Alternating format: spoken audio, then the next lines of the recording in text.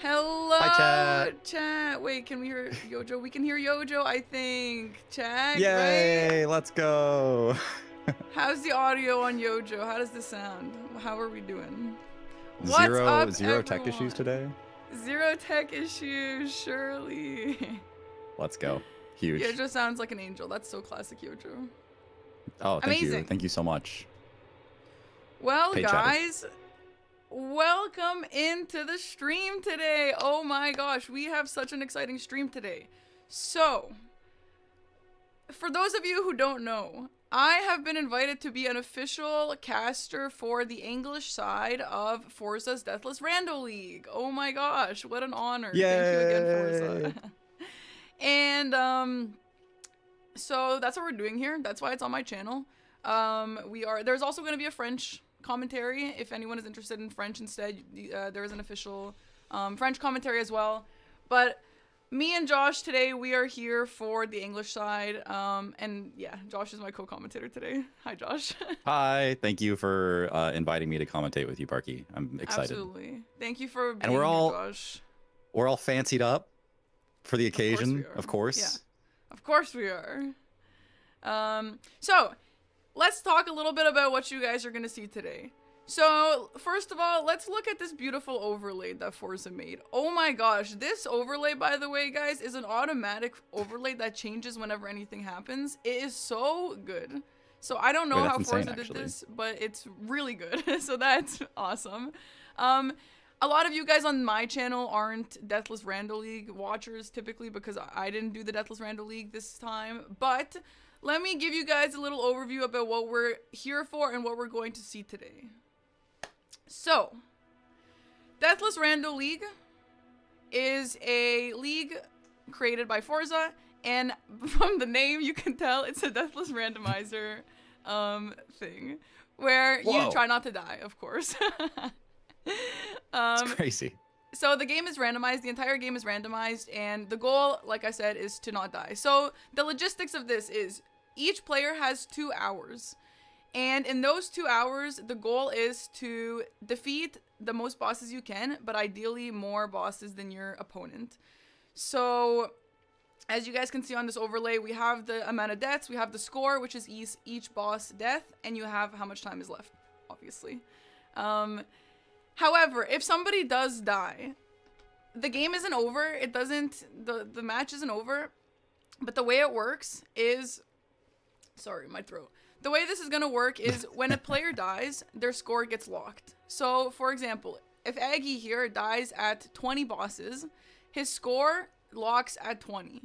However, he's not going to stop playing because if his opponent, unlocked Destro, also dies at some point, then Aggie's score will get unlocked. So in that entire time, he wants to keep killing bosses because if both of the players have the same amount of bosses, the scores are unlocked. So basically, if you die, your only hope is for your opponent to also die. They don't know what the other guy is doing, so you just have to play and just hope that the other person's gonna die. But that's the way that works. So if one person dies twice and the other person dies twice, then the scores get unlocked again, and they can, it's whoever has the most bosses at that point still. Have I missed anything important about those generals, Josh? Not for today. I mean, the only thing is it's a little different. If you've been keeping up with it for the last few weeks, you'll know that the format is a little different than how it was in qualifiers, where once you die, your run is just over. And so yeah, both of these, Aggie and Destro have done their qualifier seeds. Destro's at number 27 and Aggie's at 22 for this match. And yeah, I mean, I think you got everything, Parky. It was good. Well, we got the generals. There are some more specifics that we can get into, but that is basically what we're going to be watching today. Yeah. No, Aggie cannot keep dying with no penalty. In order for Aggie's score to be unlocked, his opponent would have to have the same amount of deaths as him. Also, by the way, before we continue, I would just like to give a shout out to Elysia. Sorry, I thought it was Eliza. I so don't want to mess up your name, but she was so sweet to me in DM. She's helping me out. She is the French commentator for today's match. Lovely, lovely girl. And yeah, welcome in. Thank you so much. Good luck to you as well. But anyway, yeah, so that's going to be basically what we're going to be seeing today. And we can get into some specifics if anyone doesn't have any questions about any of that. Yeah. I mean, what? There's like there's the graces that are new. There's like I don't know what else is new this time around. So, all right. So here, let's start from the start. We have like 10 more minutes until this match starts. Let's go over this from the beginning. So, the players go in and we have all of our classes, right? The classes are going to be randomized like they usually are in any of the randomizers, and that's where the weapon choices are going to be the most important. That's the choices of the class is going to matter the most because you don't start with a weapon otherwise. That's the weapon that you're gonna have at the beginning. The keepsakes are randomized, so you can pick pick your favorite keepsake. And then when you get into the game, every player gets a care package, they've been calling it, with, I believe, 2 seals and 2 staves, and a bunch of other random items like armor and talismans and stuff like that. And they will be the same for both players. Yeah. There will be no weapons in the care package other than staves and seals. And the main idea with the staves and seals, to my knowledge, is because seals are so low to upgrade, those are mostly used for upgrading, like in terms of money and cost. And because there is auto upgrade in here, the best idea to do is upgrade one of your seals, and then you can drop one of your items or your weapons, and then that's going to be auto upgraded as well. In terms of the graces that Josh mentioned, there are 2 random graces that will be unlocked, other than the 2 main ones that are always unlocked, which is one in Limgrave and one in Liurnia. I don't have the exact ones, but it's always the same one, I believe. One in Limgrave, one in Liurnia, and then there's going to be 2 others anywhere in all of Elden Ring that are going to be unlocked. It could be in the DLC. It could be in Altus. It could be in Dragon Barrow. And there are some that players would prefer over others. Like, they don't really like DLC ones because DLC is so high scaled and it's really easy to die. So that's not really a favorite. They would really like an Altus one, for example, because you need Altus access anyway. Just stuff like that. So we will be seeing 2 randomized graces unlocked for them as well. Yeah, and the regions that they could show up in are Nokron, Ainsel River, Mount Gelmir, Volcano Manor, Lanedell, which is a interesting one. Forbidden Lands, Mountaintops, Far Missoula, Snowfield, or in the DLC, there's Skadu Altus or Jagged Peak, both of which are terrifying, actually. That does sound really terrifying.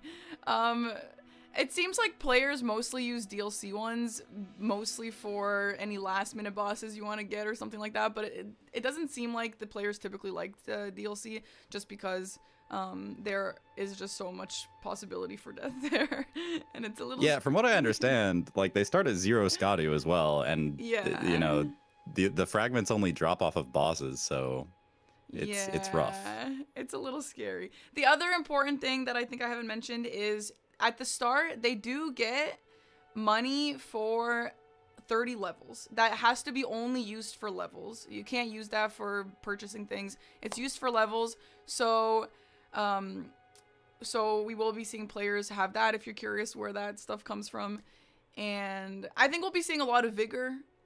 There's some really interesting strats with this. So neither me nor Josh have participated in this league, but we have participated in a lot of other stuff, and it is really interesting to see how strats vary. So for example, in the Deathless Rando League, one of the big metas is dual wielding and jump attacks. That's like the meta, because you want to, it's not that you want to no-hit a boss because no-hitting is slow, but you want to be able to do fast attacks like that while also surviving.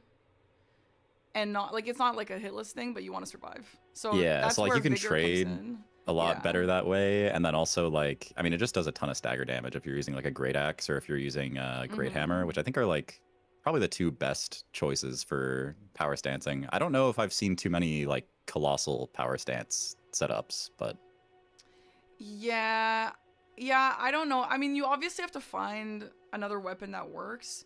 The one other thing I think about classes is that there is a class that starts with 2 of the same weapon, Bandit. So it's possible that Bandit will start with 2 good weapons, which is, I think, the best case scenario.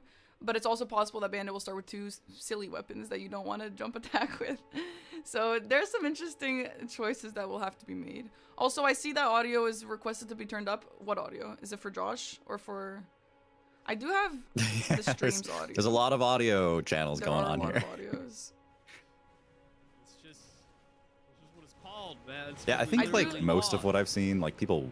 Sorry, Parky, go ahead. No, sorry, go ahead. Oh, I think people like in general, you know, they want the starting class weapon to be good enough to last them through the entire, you know, match. But you know, occasionally people will pick up something better that they'll switch to, and those matches are really interesting. Yeah, I think it's fun to see what people prioritize over other weapons. Because you know, you'll also see a weapon with a status like rot, and that's interesting because, you know, you can just put raw on a boss and then do some other stuff within reason. So I don't know if the players will consider that slow. I guess it depends on the context and the circumstances. But I am hoping that we see some different pathings between the players. I think that'll be the most fun. Let me refresh this and see if Destro is live. We are too quiet. I can't up that, but you can up the stream volume and there we go.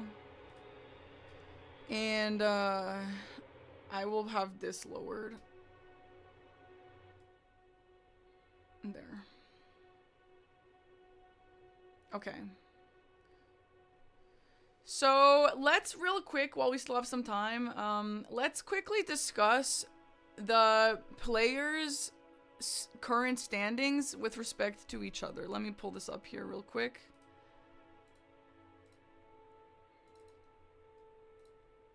So here is a list of the of all the players. This is the qualifiers leaderboard. So this is a double elimination situation. So there is a winner's bracket and a loser's bracket. We are currently in the loser's bracket. The top 16 are the ones in the winner's bracket. If you do want more information, you can go to drl.forza.tv and get some information.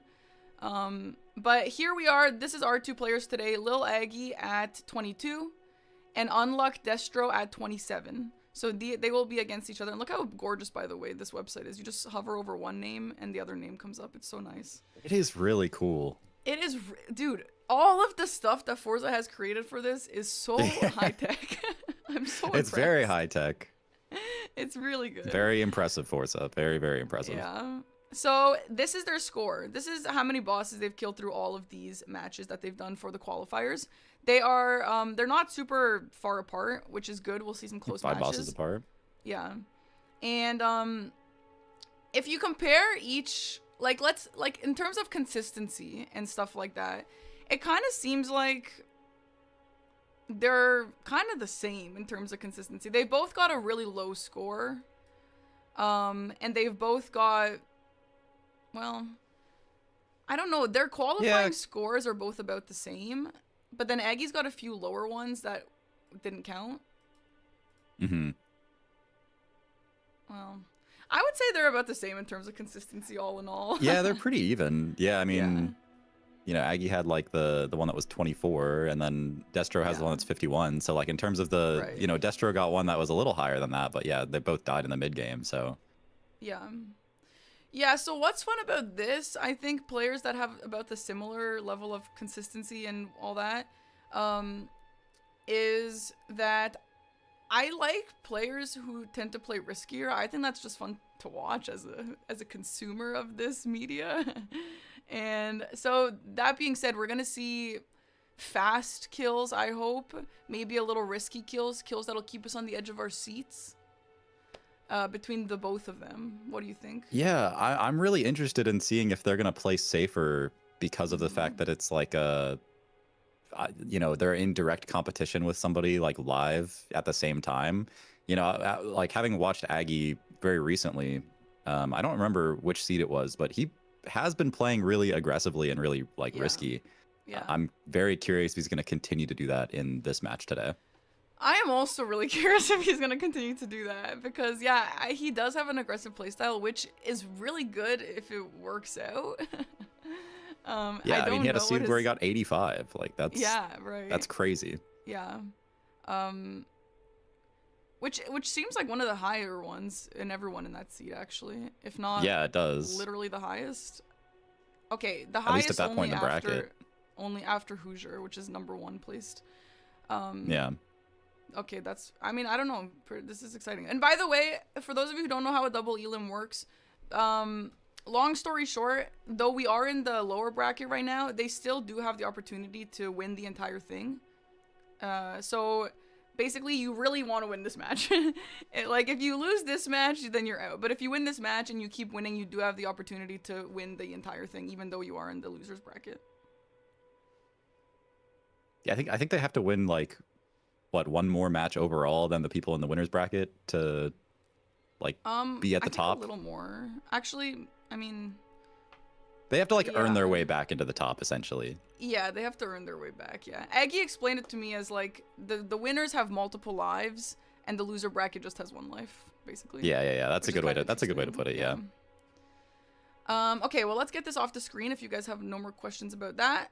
And, we are going to be starting in a few minutes here. Let me just refresh this just to make sure. All right, well, here we are. We are both on the starting character creation. I see a dual wielding colossal. We do have a dual wielding colossal, yeah. Which, I mean, okay, they're both gonna go Pretty high it looks stat like- requirements on that one. I'm not, I did see someone say that stat requirements don't matter for this. I don't know, no stat okay, yeah, no stat requirements. Oh, right, of course. Yeah, okay. I completely forgot about that. Yeah, obviously. However, heavy roll is still a thing. Heavy roll is still a thing, and then also there's no stat requirements to use it, but the way that scaling works, at least in Elden Ring, is if you don't meet what normally would be the minimum stat requirements, you're still doing like really like bad damage. You're just not getting like the additional penalty. So it's like it's still better if you meet those minimum requirements anyways.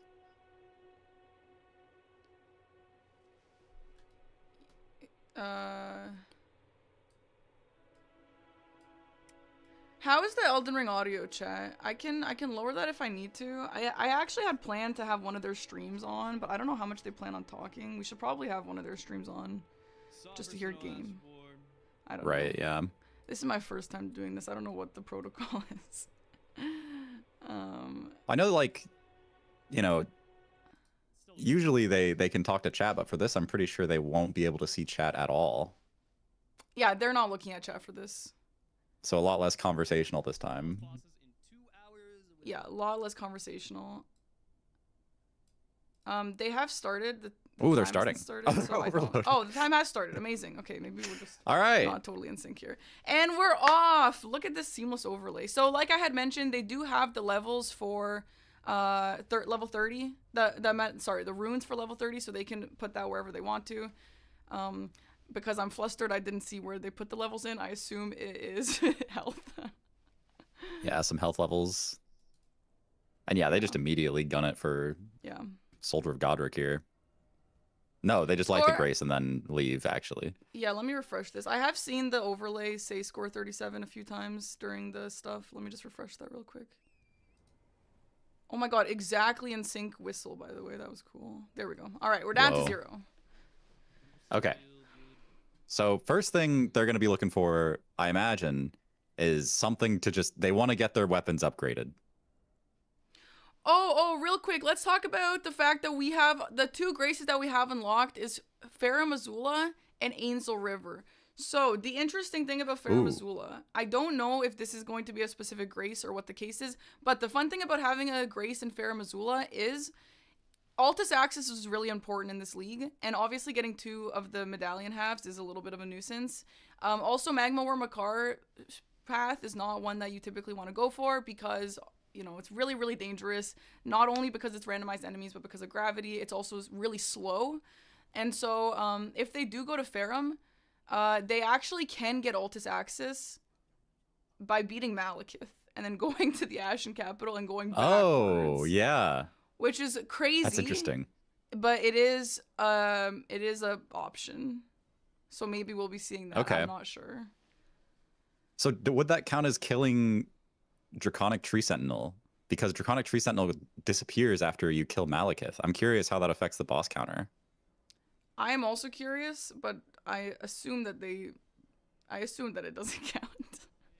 Well, it's interesting because I know that if they kill Morgott before killing Margit, it actually counts as 2 bosses because Really? Margit goes away. Yeah. No, not in this league though.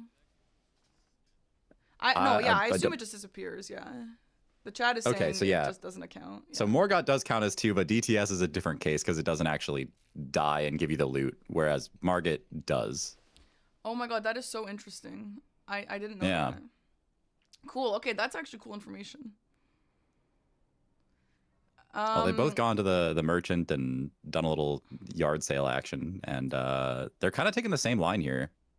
Yeah. Oh, a Somber 9 is really big.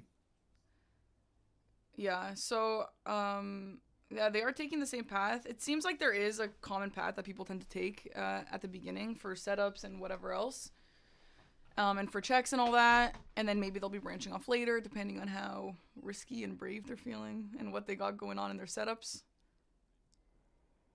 Oh, another thing, I don't know if this goes without saying, but it is glitchless. So no glitches, no speedrun strats, other than this stuff, which is not a glitch, obviously. Yeah, just know parkour is that. about it. Mm-hmm.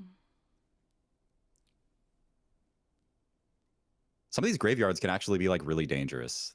So like they have lots of items, which is great for going for money or for upgrade materials, but they are very scary to like navigate, I think.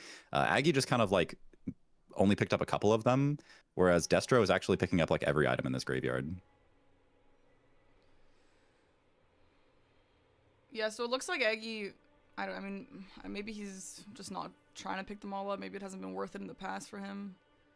Another My thing guess is that he saw like purple items Yeah. and he was like, nah, I'm not picking up purple items. I'm just picking up like Right. items that could be upgrades and then I'm leaving. Right.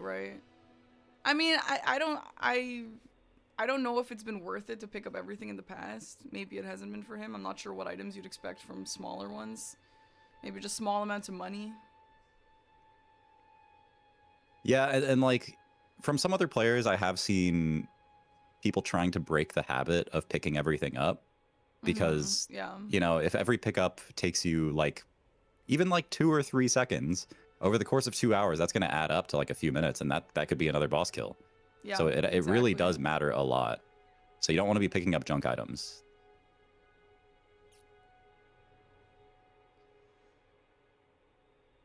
Okay, wait, they're like deviating on their path now. They are deviating. So Destro looks like he's gone to the round table. His game is so dark, and I've seen the chat. It really mention is, yeah. Does he see the game like this? Maybe his monitor is really high, but this is dark, dude. I wonder if he has like a reshade thing going on. Oh, he's just buying a bunch of upgrades. Yeah, he's going to be upgrading. But Aggie is at the round And table. Aggie's doing the same, yeah. Now. Yeah, it looks like they got the same ideas. So again, there is auto upgrade. So if you upgrade one weapon, which like I've said before, you want it to be the seal because that's the lowest weight, it's the cheapest to upgrade. Everything will be upgraded that way. So yeah, they'll just like upgrade the seal, then like drop their main weapon on the ground and pick it back up, and it'll be like whatever the seal was. Yeah. Some other players like have super optimized little strats, like dropping your weapon before doing all this, and then you just pick it up again instead of having to drop it again. This is cool. It feels like, I don't know, it feels like a speed run, which is great vibes for a randomizer, I think. Okay, we do have our first boss kill over on Destro's side, who is the Onyx Lord in the place of Tree Sentinel. He is absolutely He's getting bullied. shredded. And there is our first boss kill. First boss, yo, let's go. Enemy at Batu, let's go. Amazing. So yeah, it looks like we have already deviated. He's got the first. Okay, that was an extremely quick grace grab. Yeah, I like what they did. They sped up the grace animation. So fast, yeah. Yeah. So now there's like no incentive to do like the pivot warp thing or like quitting out on graces or anything like that. They just made that so much like cleaner. Yeah. Another thing, I don't know if this goes without saying, but there's no quit outs allowed in this league. There usually never is for Deathless things. However, you are allowed to Memory of Grace. You're allowed to Memory of Grace whenever you want, including during a boss fight. Memory of Grace is safe, no quit outs. Right, yeah. And like the main reason for that was just so that like if you're having a bad time in a boss or if you jump off a ledge, you can't just save yourself. Yeah. Like Memory of Grace, you know, you can kind of save yourself with that, but like if you're falling, you know, if you're going to die to fall damage, like you don't want to be able to just quit out. Yeah. Also, with Memory of Grace, it comes with some sacrifices, so it kind of It does, yeah. Aggie's on the board now. Yeah, he just got his first kill as a tree sentinel. I'm not sure what boss that was replacing, but I know that the death birds here is a common one to start with. Also, yeah, that was the normal death bird replacement. By the way, night bosses spawn in the daytime during this, just to be clear on that. That's another nice little quality of life thing where it's like you don't have to rest every time you want to spawn a boss. It's such a slog. It's a good quality. It really is, yeah.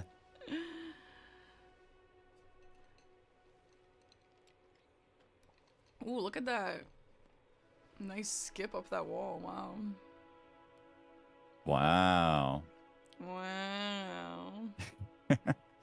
Okay, Aggie got some more money, so I think he's coming back to round table for some. I wonder if he's just gonna get more upgrades. Yeah. Yeah. So the big deal is with this, you know, as with many speedruns, the big idea is you just want to get as powerful as you can as early as you can. Yeah. And then, you know, once you get to that like powerful level, you kind of just want to like, you know, bust down bosses. That's it. Yeah, you just, for sure. You know, only focus on that.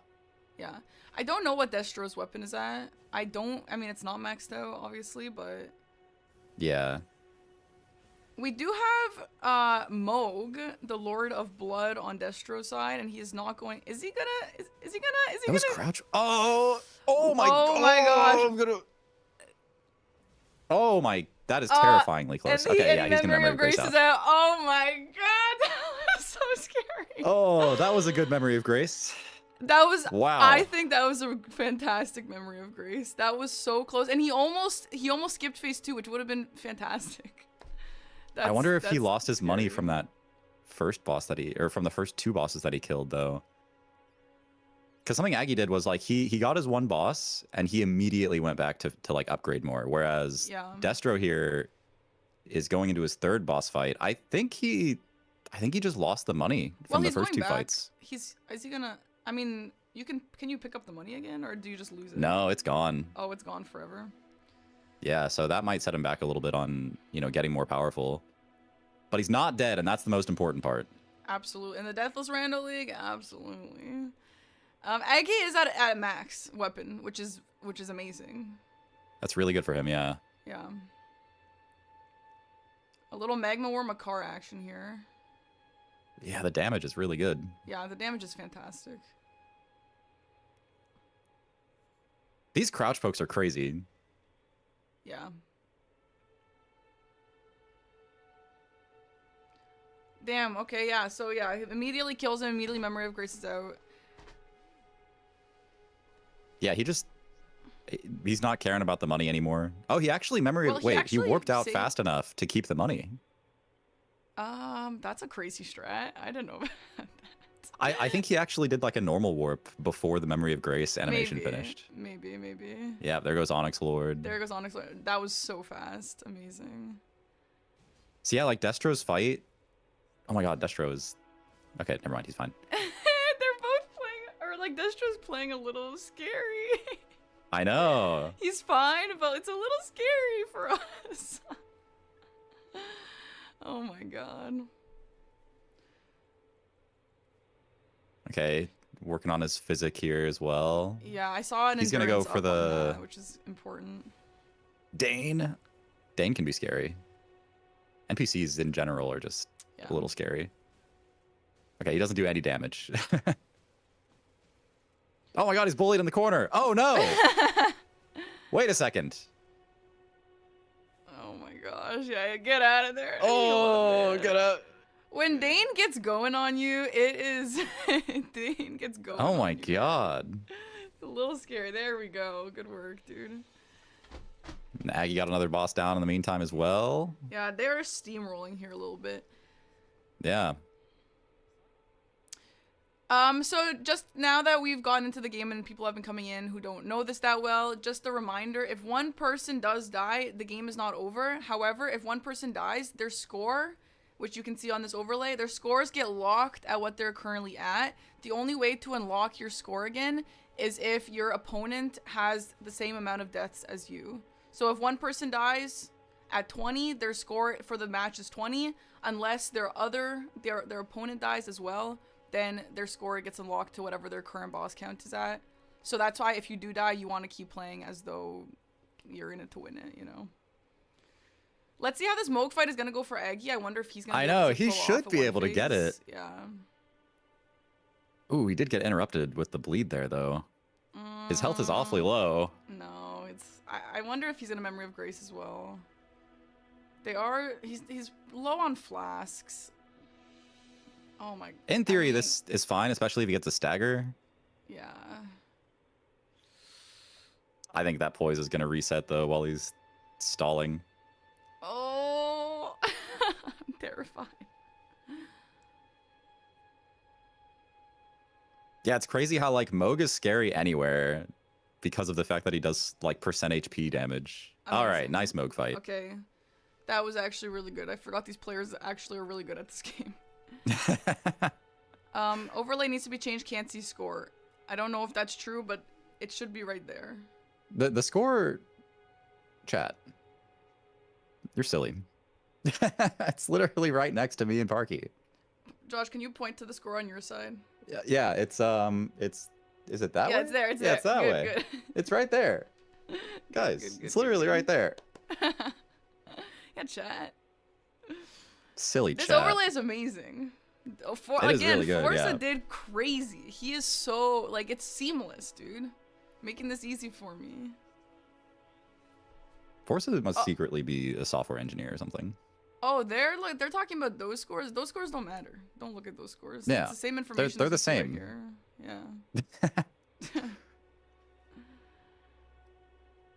Yeah. Destro is heading towards this other church. Maybe just gonna grab the gray so that he can come back to Dragon Barrow later. Yeah, so the thing with Dragon Barrow for this league is Dragon Barrow is obviously very scary. But if you do go to Dragon Barrow and there are bosses that you think you can take or that you can kill easily or whatever the case is, it's really good to go there early because obviously you get so much money out of it.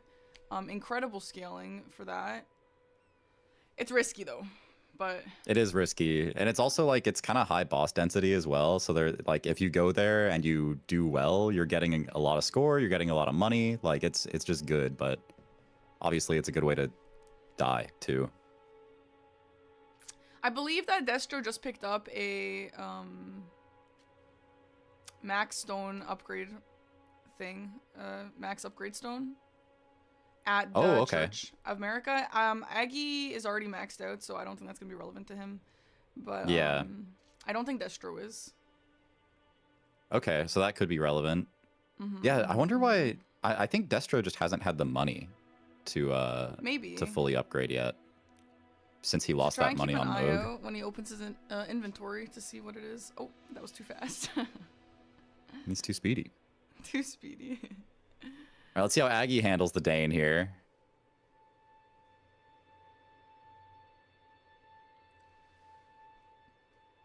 Surely he'll just bully him. Surely. I mean, yeah.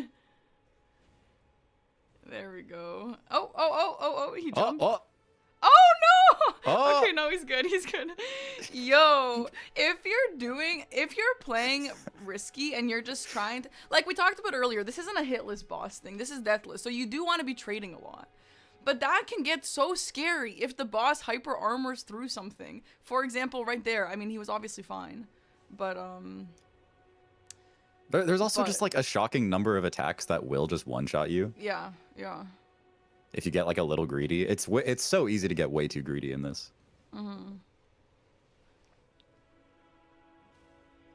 Destro taking out a tree worm. Amazing, good work.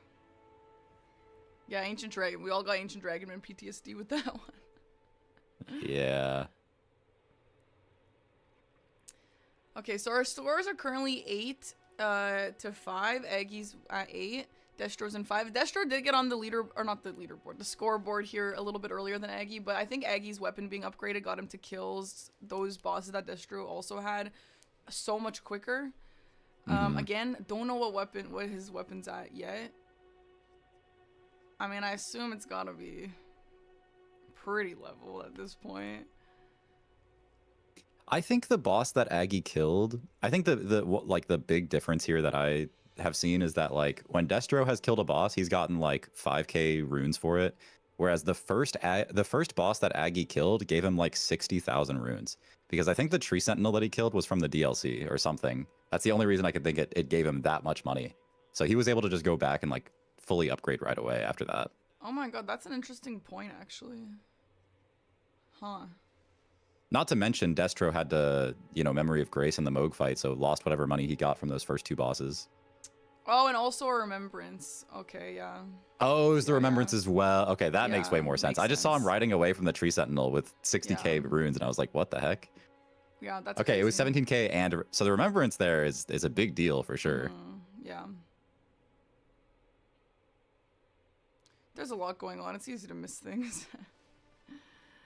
And that's a great question. Why does it say Ainsel River and Fair Missoula up at the top? It's because every single seed that these players do has 2 unlocked graces anywhere in Elden Ring, which will really change how the game goes. And in this current match, they have an unlocked grace in Ainsel River and also in Fair Missoula. The Fair Missoula one that they get is, let's see here. It's beside the Great Bridge, so it's after Godskin Duo. It's literally the one right before Malekith. Is it? And then It's the Ainsel River one. Yeah, it's the Great Bridge one. And then the Ainsel River one is Noxtella Eternal City, which I'm trying to think of the closest boss to that one. Probably would be Dragonkin Soldier, maybe, unless they want to go forward into Lake of Rot. Yeah. Which would also be Dragonkin Soldier, I think. Yeah. So like we had mentioned, the Fair Missoula is a pretty interesting grace here because you can get Altus access via Fair Missoula by beating Malekith and then going to the capital and then going backwards. I have never done that, but I know that that's what can be done with this. I wonder if they'll be doing that at all. Yeah, I think the Noxtella Grace, it's just so low boss dense. Like it's so much running to get to any boss from that Grace that they probably won't go to it. Yeah. Yeah, I don't know. We'll see what they want to do with this. Yeah, for now it seems like they're just clearing out catacombs and caves and, early game bosses. Yeah, totally. In terms of the key items, I've seen a few people ask. These are just key items for us to keep track of. It is the school key and the medallion for access to Altus, and it'll be in 2 halves. So neither of them have gotten any of those. Yeah, Altus access, super important. Academy access gets you 2 bosses and then a teleporter to another part of Liurnia, which gets you closer to other bosses too. What else does Academy give? You can't actually take the warp from Academy to Volcano Manor without dying. That is an interesting point, yeah. Yeah, key items are randomized, yeah. Amazing. Easy mimic tier. The guy's just like, I'm out of flasks. Yeah, cool little tech that they're doing here is they have the weapon in their left hand. That way, I mean, there's multiple reasons, but one of the reasons is when they encounter Mimic Tier doesn't really know how to attack with something in its left hand. So it kind of just does nothing. Seriously? That's so interesting. Yeah, and like you know, he's got Aggie's got the seal in his right hand too, and Yeah. if the Mimic Tier equips that with no spells, he'll just sit there and scratch his head. Like Oh he's not very no. smart. Yeah. Damn, that poor mimic tier. Yeah, it's kind of sad, honestly. All right, we Yeah, got ulcerated trees. Destro just now getting to plus 10 on his weapon here. Yeah.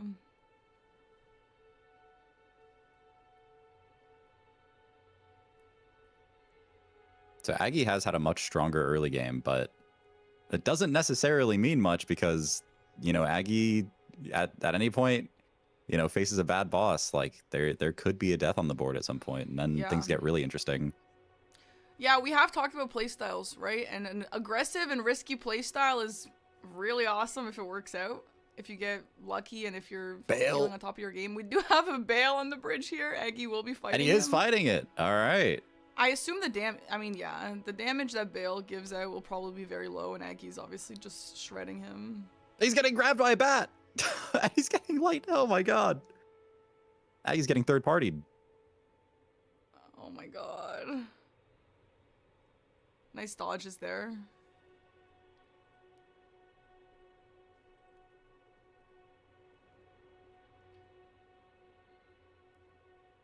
Even if, Josh, see, this is an interesting one. Like, I would consider not fighting this just because of the fact that it's going to take a long time. Yeah, but it'll probably drop a lot of money, right? Yeah, probably.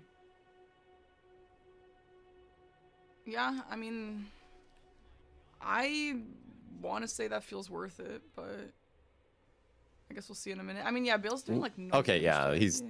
he's weak as heck. Yeah.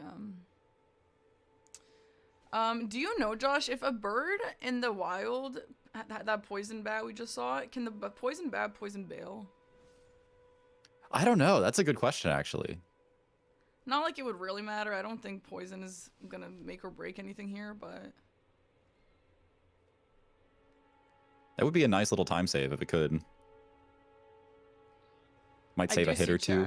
Welcome in, guys. Do they check key items in their Hello, routes chat. or hope for the best? Yeah, I mean, what's convenient, what makes sense they would grab, yeah. Nice. Let's see how much Good money Bale. that's gonna be. He stalled a little bit, but not too. 12,000's not bad. Yeah. So the thing here, chat, again, you want to be fast, you want to be risky, you want to be trading. And something that I've seen Hoosier, who is #1 in this league currently, I believe, something that I saw him say a lot is vigor is damage. So like you want to be upgrading your vigor because, you know, you can trade, you can kill things really quickly and really riskily, and it works out for you because you don't die. So having money for levels for vigor is important. Also endurance, obviously, because wielding these big weapons and jumping and stuff like that is really stamina hungry. Wow, that was fast. That was very fast. And you don't want to be caught off guard by an enemy when you don't have stamina, and then especially an NPC or something. Oh my god, it's so annoying. And so you got to be really careful of that. So important talismans could come up for that as well. Definitely. Yeah. Destro's kind of taken the same path here, just kind of like on Aggie's heels with this Limgrave path. He, you know, also went down and did the Mimic Tier in the cave, and then is now taking out the Tree Spirit, going up towards Bale as well. I wonder if he's gonna skip Bale. Like, surely he fights. I think he would fight Bale. Let's see though. No, the players do not see each other. So if Aggie dies, Destro doesn't know that Aggie's dead. So he's gonna keep playing as he normally would. Oh. I think Destro's skipping Bale. We are skipping Bale here. I think a lot of players would do that. Yeah, honestly, it was kind of slow. He's just so tanky. Yeah. Compared to like the Stone Digger troll, which dies in 4 hits. Yeah. That's probably one of those things that there's no objective answer if you should be fighting him or not, but if you're feeling it or not, you know.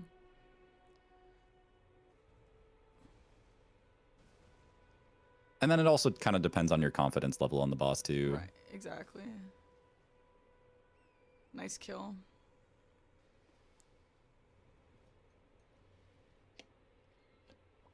Score is calculated by boss kills. Your score is just your boss kill. So yeah, I mean, it seems like they both have the same idea of just kind of clearing out Limgrave here, and then after that, I would assume maybe clearing out some more Liurnia, unless they can go to Altus, which they'll just go to Altus right away if they can. They did have, I think the difference here, Aggie does have 4 more bosses than Destro. I think the difference here is that Aggie, because they have been taking a mostly similar path, Aggie did get lucky on that Tree Sentinel and that Meta Remembrance, so he was able to level his weapon much faster and level his stats much faster, which got him a little bit quicker kills. And like that Moog kill, for example, he was able to finish him off. It looks like Destro is going back to the Moog kill. Is this the This is the Stone Digger Troll one. The Moog was the Crucible Knight one. And I believe Destro just ended up skipping that one entirely, just like he skipped Bale. So Destro skipping 2 bosses that Aggie chose to kill. And also Aggie is a little bit ahead on just his damage as well. So nice. Very fast. That was a good Radagon kill. Another remembrance from that.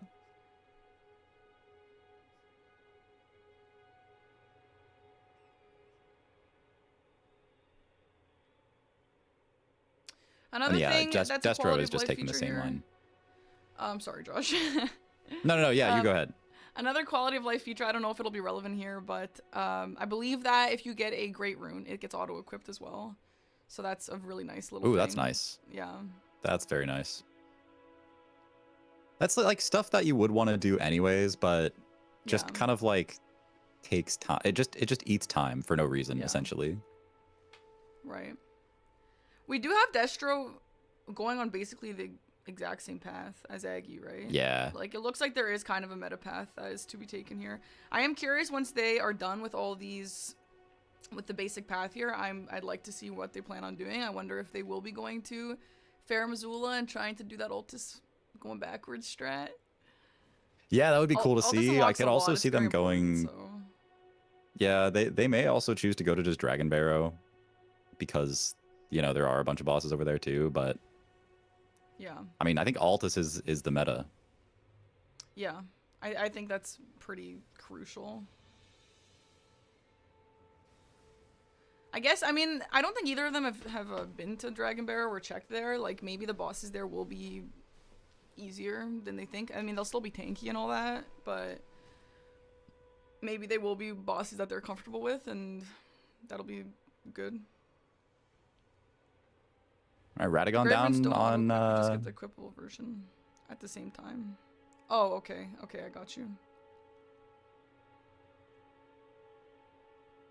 If they have equal bosses killed and equal deaths, it goes to, I believe it goes to who killed the most recent boss the fastest. And if they killed the most recent boss the fastest, or not the fastest, if they killed it at the exact same millisecond, then it goes to the next most recent boss killed. So if they both killed 80, whoever killed the 80th boss the fastest will get the point, and then the 79th, and so on. But what happens if they killed every single boss at the exact same time? Well, you know, maybe they should buy a lottery ticket, Josh. Yeah, maybe they should, that is honestly. so rare. The Aggie on Onze. Onze is so scary. I've seen Onze end like quite a few of these DRL runs. Yeah, Onze can be terrifying.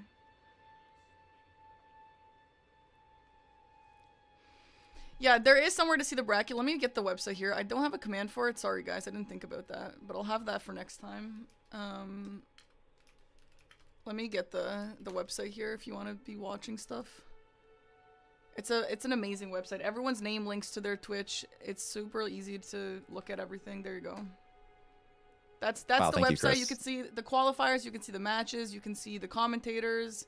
You can see what's currently happening. You can see all the rules, the seeds, etc. Shout out to Forza. Yeah, Chris, that's lovely. That's good. Thank you for that. I gotta say, I'm pretty impressed by the avatar staff here. It's kind of doing work. I was looking at this website. I thought you were talking about the staff, like the workers. I'm like, oh yeah, that's what yes. Like, I'm impressed by the workers too.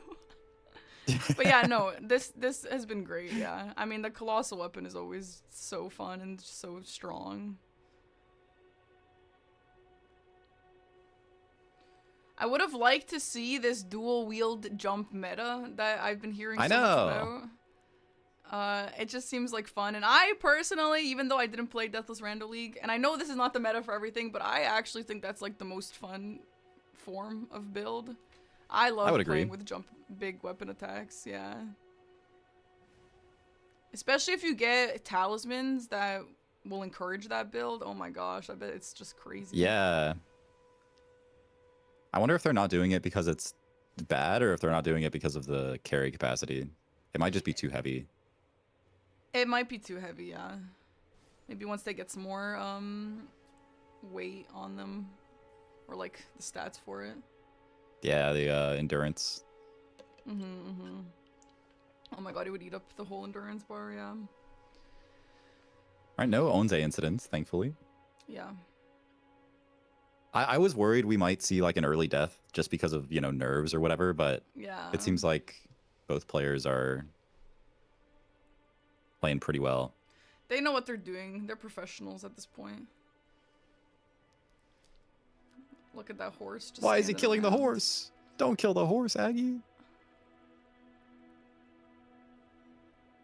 No caster curse. Don't say caster no. curse. No, Do not.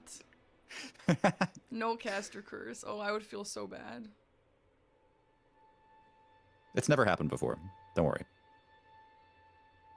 Caster curse isn't real. Yeah.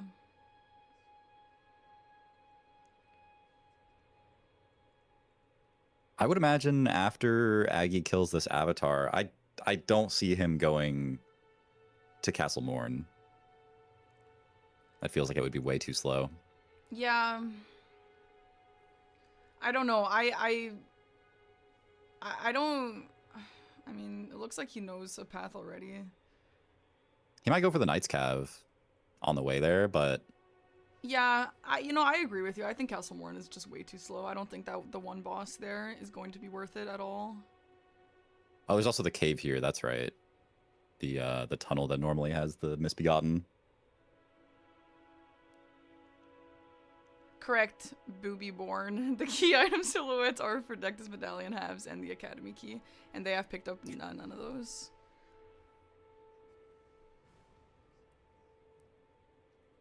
And those can just drop off of like any boss, right?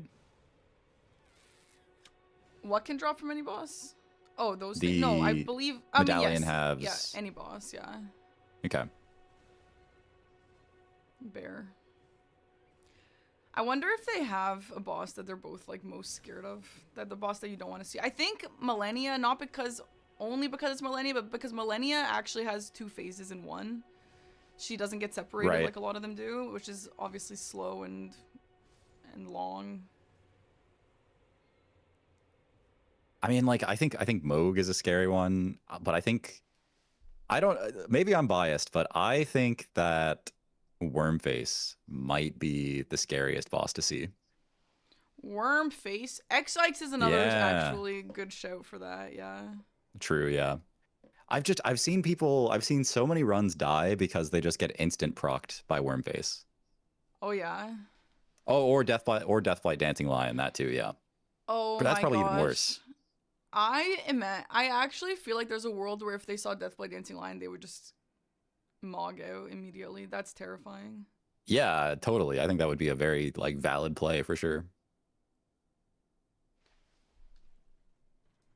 Aggie's pretty consistently widening the gap here. Yeah. But Destro is still right behind him on the similar pathing, so He is, yeah. But it just, I mean, it shows, I think Aggie's risky playstyle is paying off for him right now. Yeah, absolutely.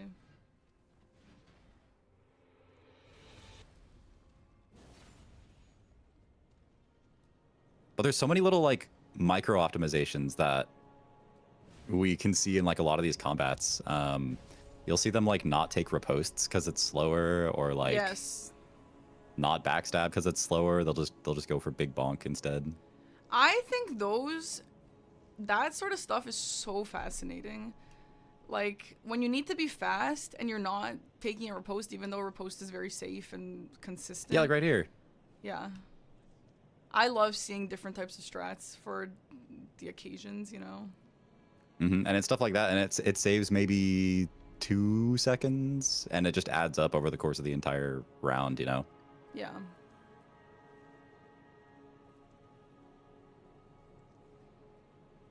So, I mean, yeah, here we have Destro at this putrid avatar that Aggie had killed earlier. So, I mean, they're not taking the exact same path, but they're kind of taking, like, they're kind of doing similar bosses, just in a little bit of a different order. Yeah, and like Destro, I think, took an extra trip to a merchant as well. Another NPC boss on Aggie's side here. Esger. Great boss. Really amazing boss. I really dislike Esger, but I dislike most NPC bosses, as I think we all do. Yeah, I don't think there's any good NPC boss.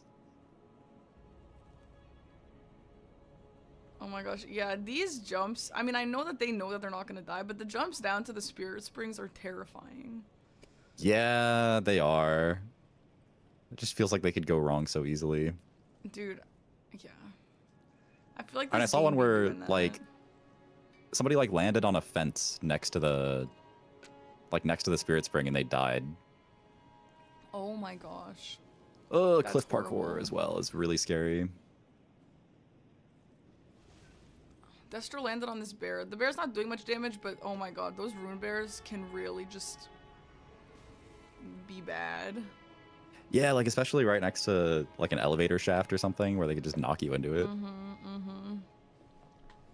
The cool thing about this league is even if one person is ahead, like, one death could just totally change everything. Yeah, like, you know, like Parky mentioned earlier, if, you know, Aggie might be ahead right now, but if he were to die at 22, his score would be locked at 22 until, you know, the end of the match or until Destro died. Yeah. That was almost scary there. Ooh, for this that is a avatar, scary... but no one's doing, like, damage to them, though. Like, they're just... I feel they're Yeah. tanky compared to the enemies. I think Aggie... Yeah, so Destro did this one earlier. Yeah. So this is one where Aggie's actually, like, doubling back to do something that Destro had already done. Right. If there's a death, do the bosses they defeat while locked count for after they get unlocked? Yes. So if you die, you want to keep playing as though you didn't die because you don't know if your opponent has died, you know? So...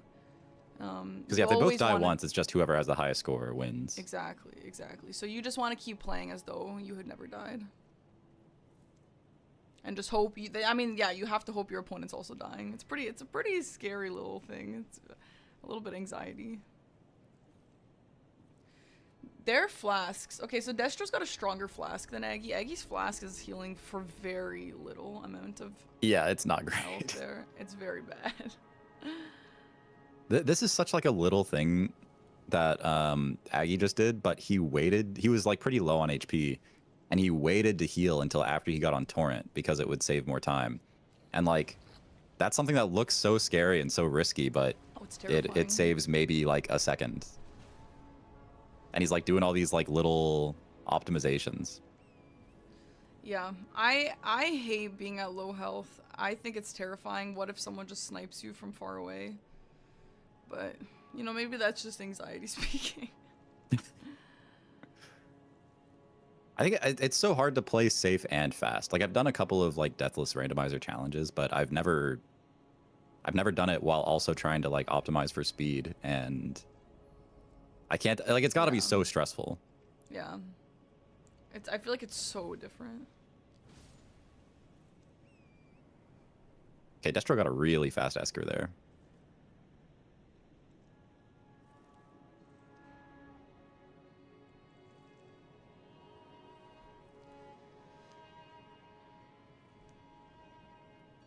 Yeah, so yeah, the players know their own score. What you see on the screen here, this is what the players see. They see the score, they see the deaths, they see the timer, but they don't see the opponents. That's the main thing. And they're not reading chat. There's no spoilers. That's part of the fun. Ooh, what great rune is that? That Destro got. Is that right there. Radahn's? Admittedly, I do not know which one is which. You know It's what? Hold on, Radahn's. hold. I'm going into my mind palace. Ooh. Thinking so hard. Thinking. Hang on, yeah, I'm trying to remember. Oh, I have it on good authority that it is not Radahn's great rune. It is it's Morgoth's great rune actually. Which, in case you guys were wondering, Morgoth's great rune increases your health by 25%. Ooh, good. That's a good one. That's really good. That's nice.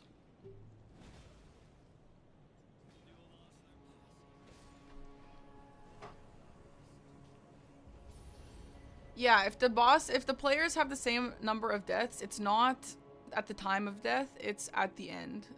So, like, it's as if they have 0 deaths, and they're just whoever has the most deaths by the end. However, if one person has 2 deaths and one person has 1 death, the person with 2 is going to lose. They have to have equal amount of deaths for the score to matter like that. Okay, so now Aggie is doing stuff that Destro did earlier, like this running section over towards the third church. So that might actually account for like part of the reason why Aggie looked farther ahead. Yeah, because Aggie's only 4 ahead now, and he was, you know, 6 ahead before. Yeah, and there's another sacred tier that for Aggie there. Yeah, so that'll help a lot. Yeah, I think this will even out the score actually a little bit here. Yeah, Destro definitely catching up a bit.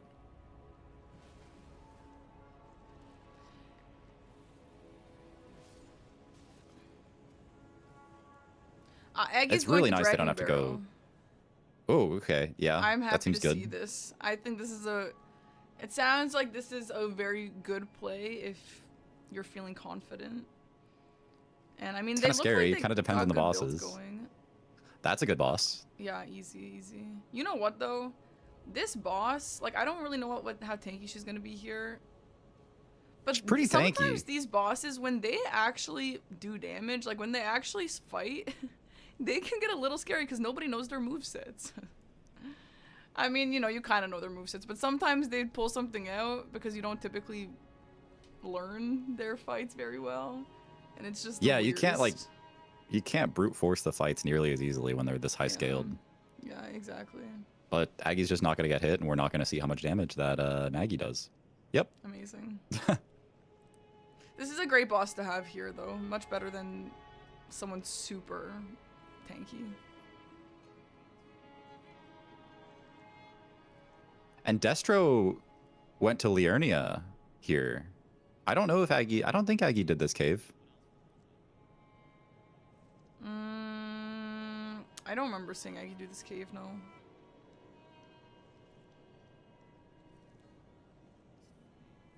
Ooh, is this Ymir?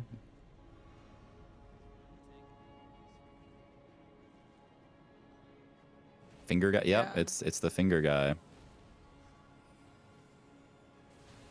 Oh my god. That Oh, he's shot cornered? doing almost half. He does a lot of damage. Oh my god. That is so terrifying. I mean, it is a DLC boss. Oh my god, I'm scared.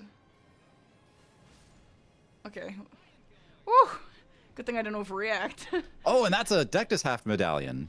Ah, it is a Dectus half medallion. Very nice. Very Yo. nice. Wow, that's a good get. That's huge for Destro.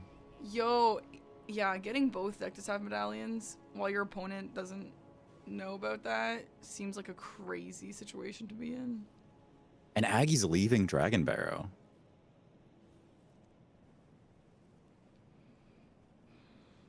I think the bosses he saw just weren't to his liking. And so he bailed. I was watching Destro. Was it Valiant Gargs? A chatter mentioned that it was Valiant Gargs. Yeah, I don't on blame the Aggie on the for Knight's believing Cap that. bridge. I didn't see what was on the other bridge though. Ghost Flame Dragon? and Yeah, Valiant okay, that's fair. Gargs. Yeah, it is fair. Yeah, so people don't tend to like Mega Ormakar. It's slow, and it's also, you got a lot of potential gravity deaths, and also with how many enemies are there, they're randomized. If you've ever done a randomized precipice, oh my gosh, it could be the worst thing ever unless you're quitting out. So it just doesn't seem like it's worth it in the grand scheme of things, but if they have to, they will. I've also like with this with that Ghost Flame Dragon, I have seen some really bad memes on that fight Yeah. where like they'll kill it and hitboxes will come out after the boss dies that you like can't see. Oh my god, that's horrifying. Also, I did just want to confirm this before I said it, but it looks like it is confirmed. A few people have asked why their times are different. It's because it's in-game time, and so it doesn't. The timer pauses during their loading screens. That just makes it a little more fair for like if they have Mm-hmm. different PCs, you know, if one person loads faster than the other, you don't want them getting an advantage. Right.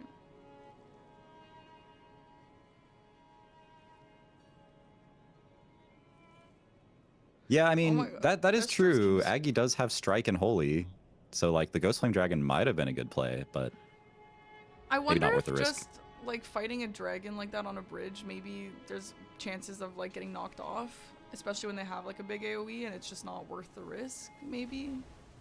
yeah, and I'm like with not that sure. scaling too, Yeah. there's just so much that can go wrong. I feel like gravity is probably so scary on bridges just because gravity doesn't care what level you are. Gravity doesn't care how good you are.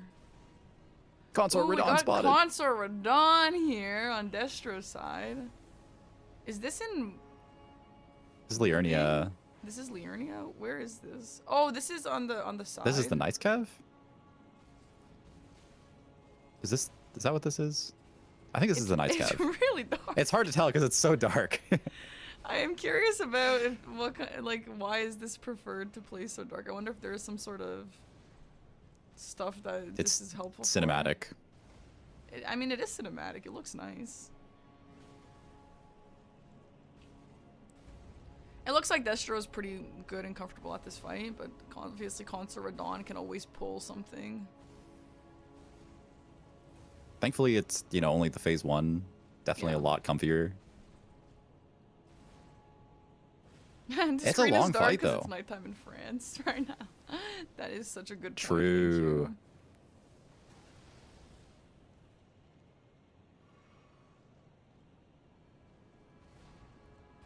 Yeah, I'm surprised that Destro opted for Radon, but not for the Bale earlier.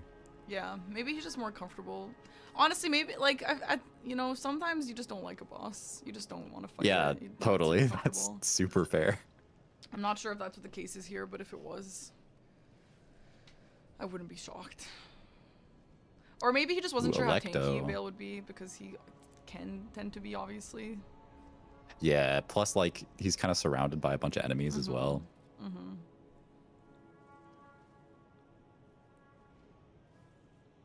Really good Electo fight from Aggie. Yeah. I am curious if we're gonna end up seeing the Invisible Assassin. I kind of hope so. The Invis Assassin can really just ruin your day. It's honestly so funny to see every time. It's scary, obviously, but Yeah. oh, a duo fight on Destro's side. Okay, the second boss just did nothing. Sick. Yo, Elden Ring with these like duo nerfs. I don't know if that's what the situation is here, but when they nerf the way duos work and trios, to just be so mindless when you're fighting the other guy is crazy. It's great. I love it. For the Crystallians, oh my gosh. Yeah, they just stand there. They're just vibing. They just vibe. They just watch. They're managing.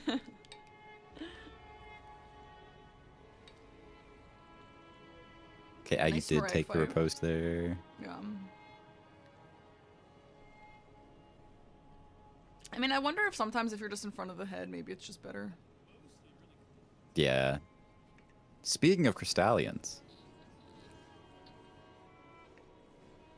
Avatar staff should just melt this.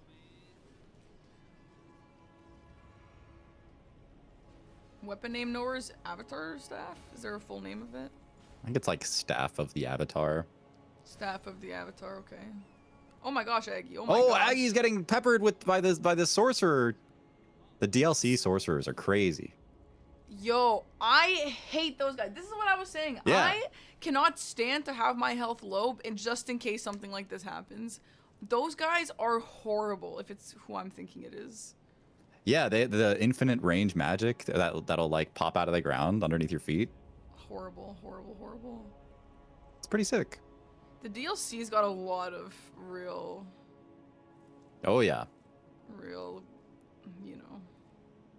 Not to mention the what are they called? The aging untouchables. Yeah, those guys are awesome. All right, really good at duel fight. Yeah, that was great.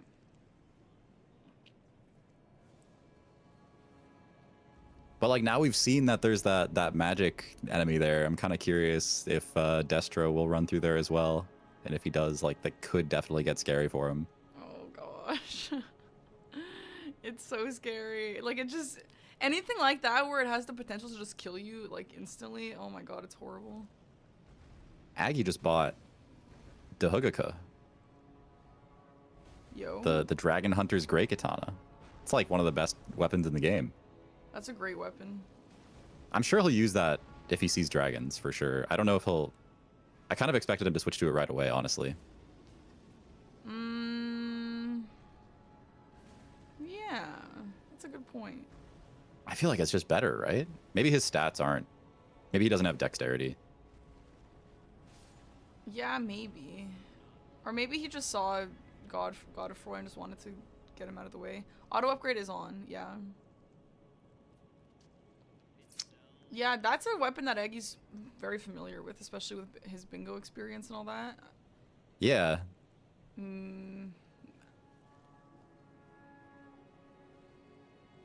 What are the odds he just didn't notice? Oh my gosh, this bell-bearing hunters.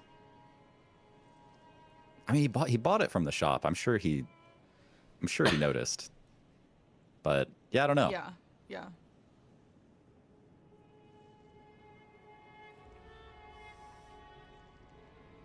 Destro, which it's in French, so I don't know which. Oh, I think this is the Balls Everjail. But he's still going through Liurnia. 30 to 27. It's pretty close. It's pretty close. It's pretty close, and also it's just getting, like, the gap is getting smaller, I think. There's still over an hour left.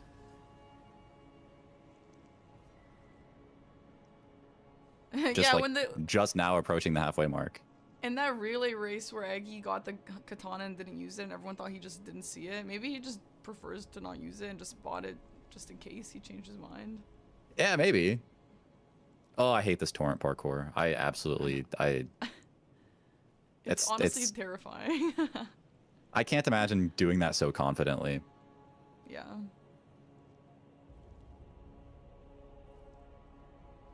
Seen too many torrent deaths. I don't believe Eggy's done all these bosses that Destro has done here. Eggy opted for Kaled and a little bit of Dragon Barrow instead. And I don't think he ever went up here. Josh, I don't know if you can confirm. I saw him run in this direction earlier. Let me see what boss this is. Maybe it'll jog my memory. I think he did fight this one. Really? They fought Magmor Makar in a different cave, but I don't remember seeing this. Oh, maybe it's that one, yeah. Yeah, I don't think so, but yeah, it's kind of a lot to keep track of. Maybe. Hi, Banjo. Thank you. Welcome in, dude. Oh my gosh, Banjo? Banjo, my wow, God. thank you. Aggie's eyeballing the katana. I think maybe he's looking at damage values. Yeah, maybe. I mean, in this fight, the staff is just better for sure. Yeah, They're both weaker to totally. strike damage. It's pretty fun, though, to have two really great weapons to pick from for when you want a strike weapon. Yeah, that's super and nice. For when you want a bleed weapon or whatever.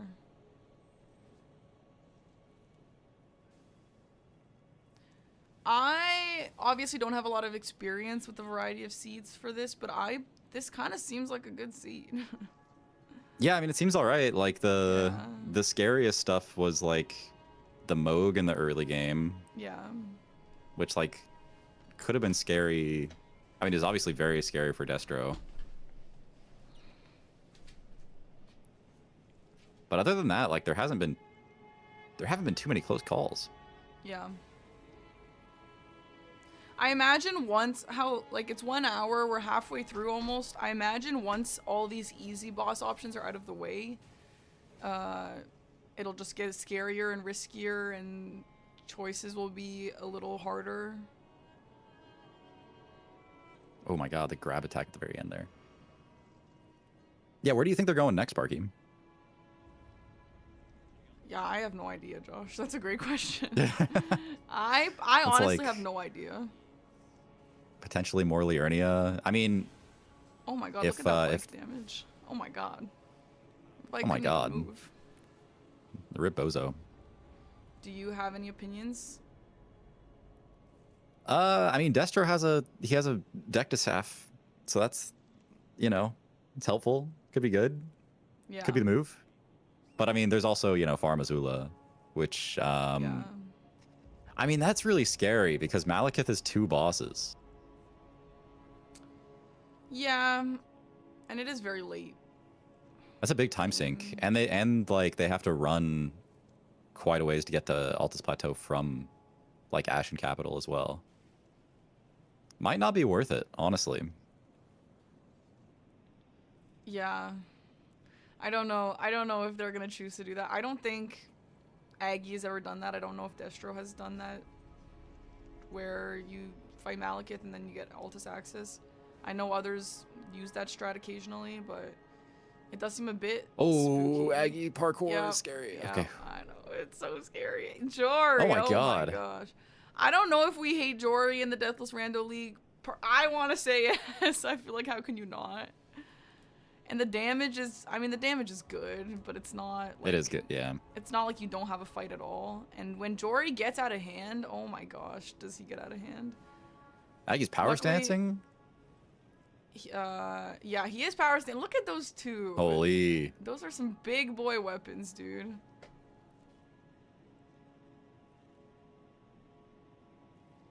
Some good bonk.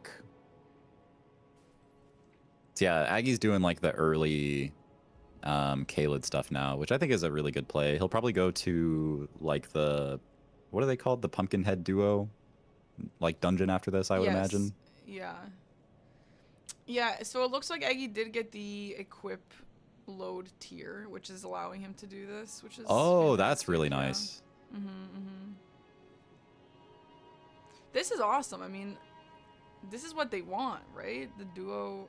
And you know what? Maybe that's why. Yeah. I mean, maybe not that's why, but it looks like that's another reason why Aggie will especially not want to switch over to that katana, because why would he when you got this situation going on? Uh-oh. Not the frenzy. Yeah, that, and he's got the strength helmet as well, so he's got a little, I mean, he could just invest in this for the entire match. I don't know, maybe he could switch to the katana when his like tier runs out if he can't refill it. The score works just one boss equals 1 point. The left medallion was obtained from an NPC in that one cave. Do you remember exactly which one it was, Josh? I'm trying to think what it was. Oh, it was the Bloodhound cave in Liurnia. Which I do not believe Aggie has not done that yet. He has not done that. That's such a crazy random guy to have the key item that this has. Yeah. And it's kind of a slow, like it's a relatively slow cave to get through. There's like a couple of jumps you can do to get through it faster, but they're like, you know, parkour is always a little risky. Yeah, right. When Destro went there, I was kind of thinking, like, I feel like I wouldn't have expected that to be a worth it cave to put some time into. It obviously was. Yeah, it massively paid off. Oh my god, there's no way Destro I can't sees see the game boss this at dark. all on Destro's screen. He's definitely got a light monitor or something. No, chat, for those asking, no, I cannot. This is his stream. Like, I can't brighten it. This is how he plays. And He might as well you know be what? fighting the invisible assassin. Power to him. You know, he can play how he wants to, but I personally don't understand.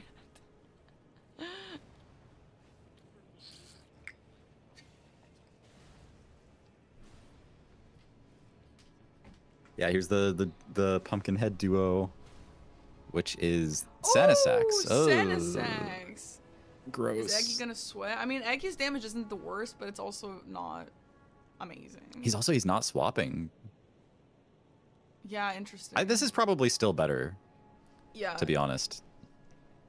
I mean, we see him doing that ever so talked about meta, the jumping dual. Yeah, jump L1s, go crazy. The jump L1 with the dual colossal is king apparently here, and you know what? It looks like it. I believe it. Yeah, like you can see him. That He's was literally crazy. just tanking through like attacks, like again and again.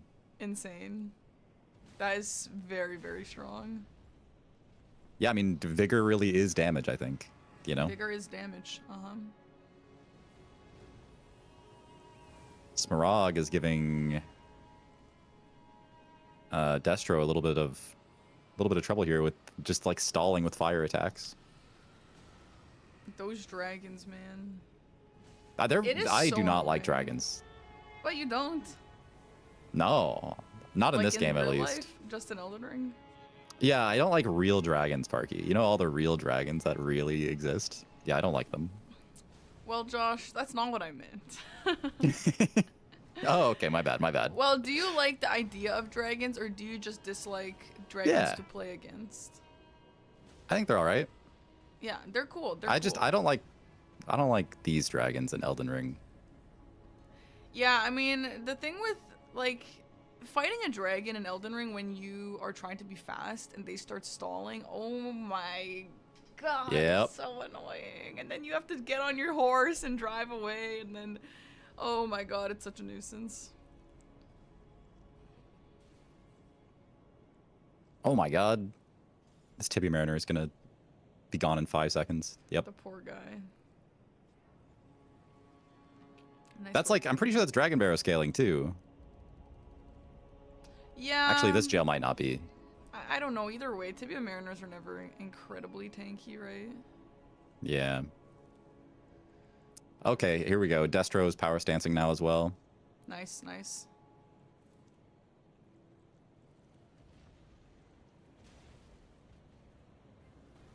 And yeah, he's doing these magic bosses that Aggie has already finished. Now. Oh, you know what? This is where that sorcerer was, I believe. That we were like, is the sorcerer gonna kill? Oh, Destro? yeah. But the sorcerer wasn't even relevant here. Yeah, I It's think he took a tighter nighttime. line. Maybe the night matters. Oh yeah, maybe so. You could be right. Yeah. I wonder if Wait, he nighttime plays might be a night- meta. Yeah, I wonder if he plays a night specifically for that reason. Because we did that in bingo, and it actually matters a lot. It does. The thing is, it's really dark in this game. Destro not even buying the Yeah. katana. Yeah, I mean, at this point, he's dual wielding. I don't think he feels like it's necessary.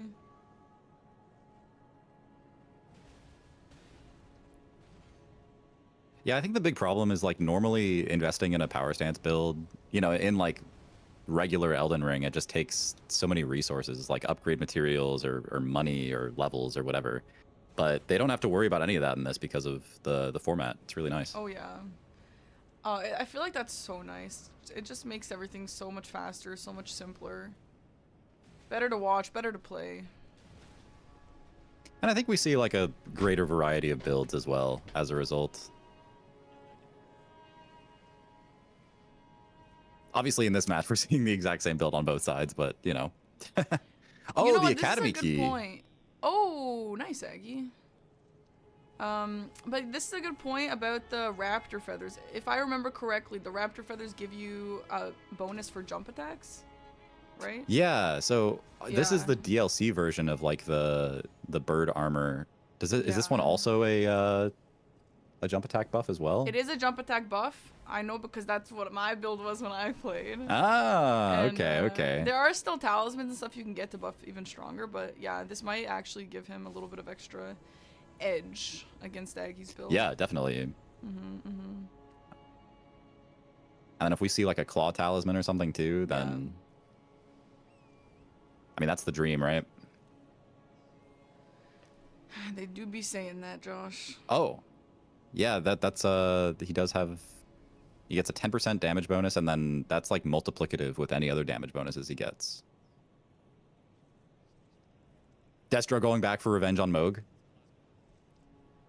I respect that's a good idea. Love to see it. Probably not even going to see a phase transition on this. Yeah.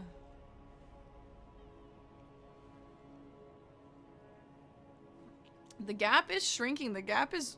It's all... I mean, Destro is almost caught up in points. Yeah. Yeah, keep in mind, at one point, Destro was 6 bosses behind. Yeah. Yeah, it looks like their routing differences are really... Oh my god, the damage. Like, Aggie... Yeah, wow. Oh my god. Aggie was... It did look like Aggie's pathing helped him a lot earlier, but yeah, I mean, at this point, it has mostly evened out. So now Aggie is coming up here to this Everjail. Afterwards, he'll probably go into that cave and get that Deathless medallion half. Yeah. Unless he just chooses to go to Academy. I don't really feel like Academy is the most, like, time-efficient thing to do. Yeah, but it is bosses if they need extras. Totally. It is an option if you need. Definitely better to have than not have.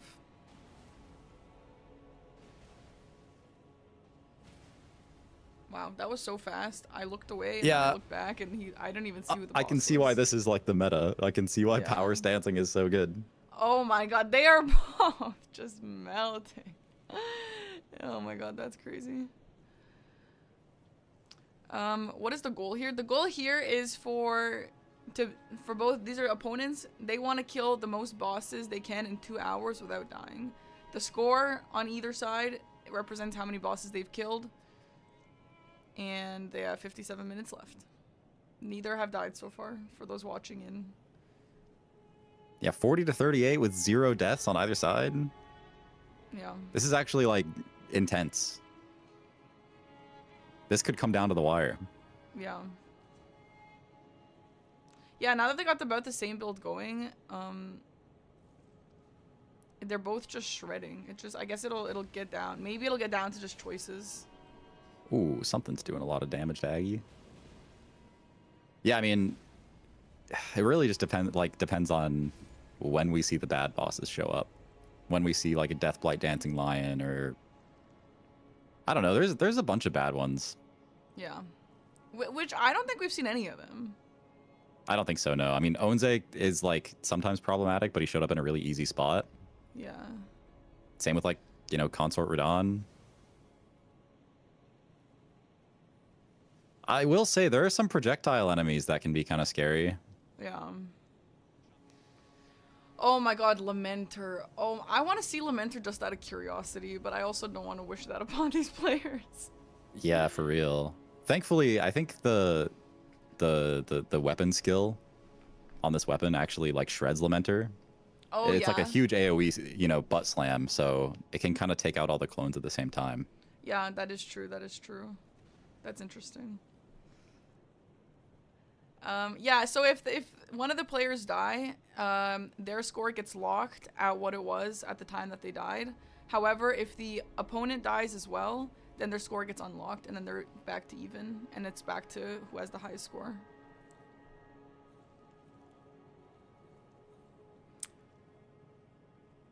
Okay, Aggie's dropping some of his weapons. Nice. Angel and Ferrum do not give bonus points. The reason why that's on the board is because you get 2 unlocked races per seed, and those are the locations of the unlocked races. The players have not been there yet. It's not their priority at the moment. There are some graces that are like insanely useful to get. Those 2 are not. Yeah. Well, those will probably be used as like a last resort. Yeah, probably when they start needing stuff. Again, Fair Missoula is access to Altis, which just sounds insane to me, but it's the truth. You know what? Is Aggie right here? Is this where... Yes, yeah. The pickup was. This is where the Deathless half was. And Aggie is not... Is he... There he is. Okay, so this is where the Deathless medallion was. So he will also be getting that half. If you're leading 41-38 and your opponent dies, do you continue playing? Yes. The players do not know what's happening to their opponents. The players will both play until 2 hours. They have no idea. what's going on the other side. You want to always keep playing no matter what happens to you. No, if one person dies, Oh, there's the other Deathless half. Oh my gosh, where was that? That's huge. That was I don't know where we are. This, It's too dark. yeah, like Liurnia boss. It's stormy, it's foggy. We're in Silent Hill. I don't... Yeah, literally Silent Hill. It looks like... I turned Elden Ring into Oh, a it's on the way game. to... This is, that's normally a Knight's Cav on the way to... It's right next to Bellum Church. Okay. So it actually... He got it in a really convenient spot because he was right next to the Deathless lift anyways. Yeah, wow. That's an incredible spot for that to show up. So... You know, that actually kind of puts Destro at like a pretty big advantage here now. Yeah, 100%, yeah. That said, Aggie is going through the Liurnia bosses now. He will probably go through that same area very soon.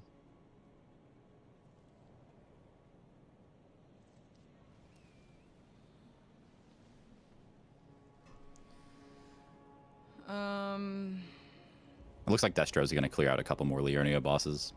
Yeah, understandable. Is getting to Altus first an advantage? I mean... no, right? As long as the other person... Not necessarily. Altus, yeah. It depends on if, like, if you get Altus early enough, it means you might not take a, like a disadvantageous line. Yeah. You get like information earlier. So like if Aggie doesn't get the second half and he goes to like Dragon Barrow and fights some like bad bosses in Dragon Barrow instead, that would be a huge disadvantage for him. True. Yeah. So it kind of just depends on what he chooses to do in the meantime. If he goes straight towards, you know, that Knight's Cav and he gets that other Deathless half right away, then it won't really matter. It won't make much of a difference. Yeah. So as long as both of them have it, I don't think when you go is... I mean, yeah, like Josh explained it pretty well. And yeah, I do have a link to the DRL website if you want to see information, the seeds, the qualifiers, da-da-da-da. It's all in that... Oh, it's pinned. Thank you, David, for pinning that. I love seeing these French names. Yeah, Commandant. Oh! Wait, why is he leaving him alive? Oh my gosh, he thought he was dead. Yeah, there we go. All right, well. Oh, the clones don't die. Oh, they do die. Yeah, okay. So he does that one.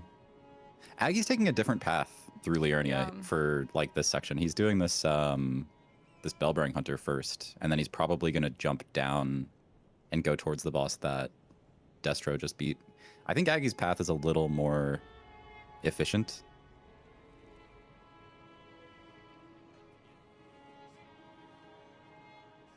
Is Aggie trying to spawn this boss here? I think so. It actually, like, it's so annoying to spawn this boss. You have to warp like 3 times and then rest or something like that. Like, it's crazy. Yeah, it's this boss. So yeah, he talked, he warped, he talked, he warped, and there's the boss.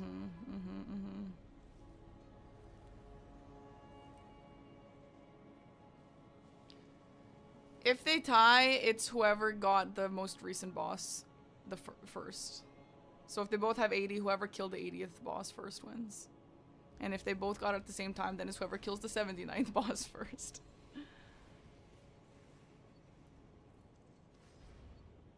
Oh, okay, I can see why Destro went this way, because there was that boss, and then there's 2 more bosses in this catacomb here. Yeah, that's a good point, actually, yeah.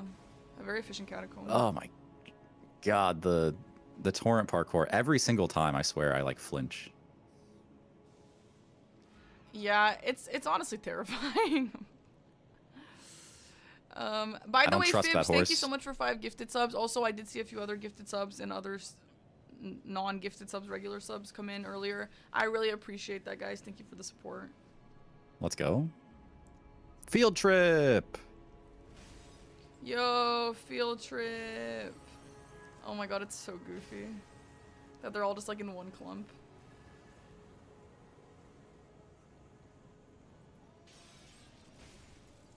Ooh, the damage is like not Yeah, it's not. I was amazing. thinking the same thing. I mean, I think he'll still one cycle it, but Yeah, it's enough. Okay, good. yeah, yeah. I was also expecting her to be a little squishier. So yeah, Aggie did take a much different path to get to Commander O'Neill. He did not go from the Deathless lift. Which I don't actually know which path is more efficient. I said Aggie's was more efficient because he gets one more boss out of the line that he took. Because he did the what do you call it? The Bell-bearing Hunter spot up at Church of Vows. Yeah, the turtle. Yeah. Yeah, Which is, yeah. I mean, it's a little I mean, bit that's of a slow time boss to sink. do. Yeah. If you got stuff to do already, I feel like I would say that maybe the slower ones aren't necessarily worth it, but maybe it is. But he doesn't I have mean, that second Dectus half yet, Right, so maybe he thinks he exactly. needs to do stuff like that. Yeah. Is that another Mimic tier? Yeah, it is a mimic tier. I think this one's the stray Mimic tier, maybe. But that's right. he has all of the equipment, so Destro has Yeah. to play a lot more carefully. Oh, he got it easy. That guy didn't know about the jump, double colossal, dual wield situation. What a noob, honestly. How can you not know?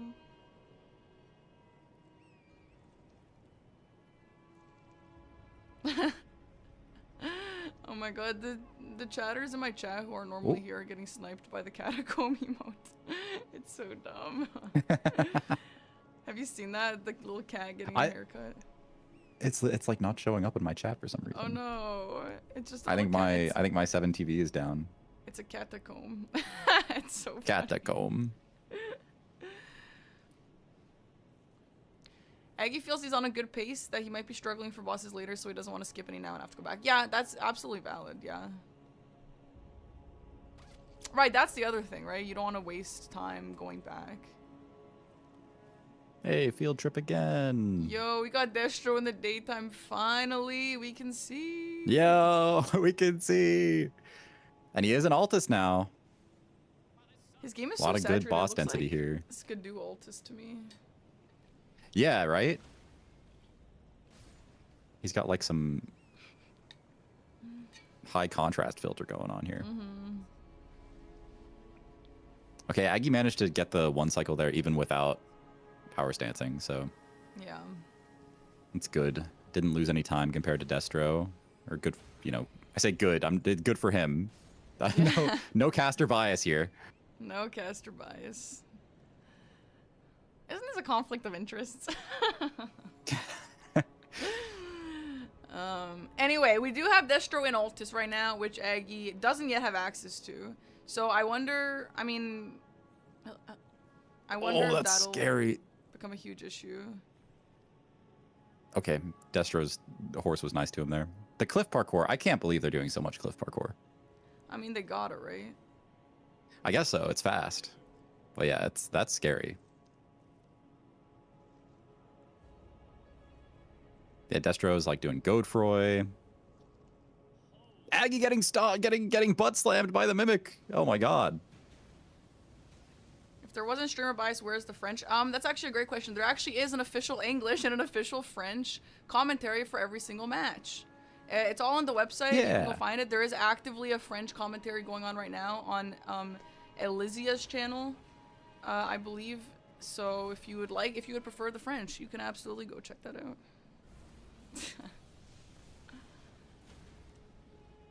French-ja. French-ja. Okay, there is a dancing lion on screen, but I believe that is just the normie one.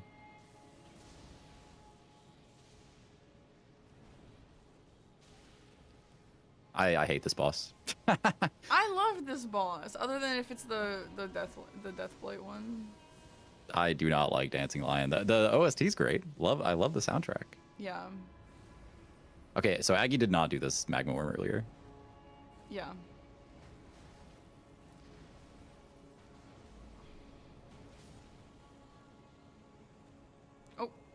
fire.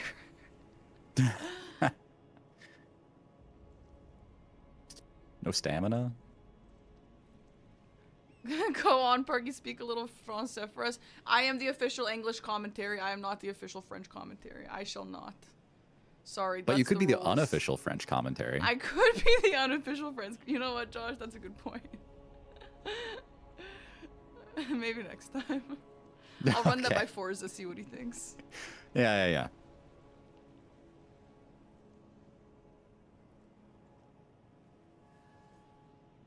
Okay, thankfully Aggie's not going for the risky cliff parkour from the avatar down to this catacomb.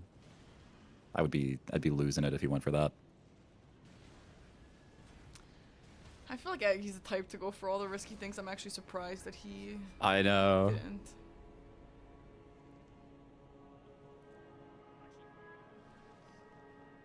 Thank you, Chris. Very cool.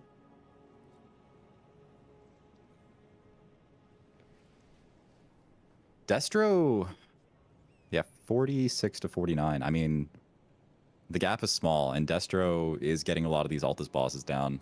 Yeah, he is shredding through these Altus bosses. I think that I don't know. I'm curious if Aggie will be able to find the last one, if he'll be going down that route.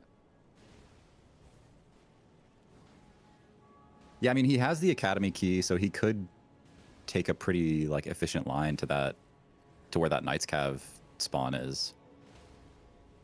If he plans on killing that one. I would assume he does. Yeah.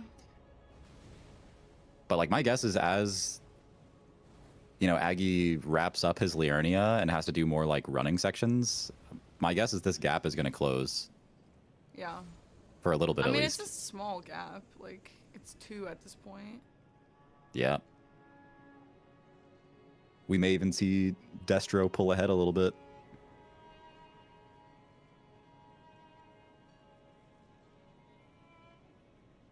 Dax, thank you for gifting a Banjo the uncle. Congrats, Banjo.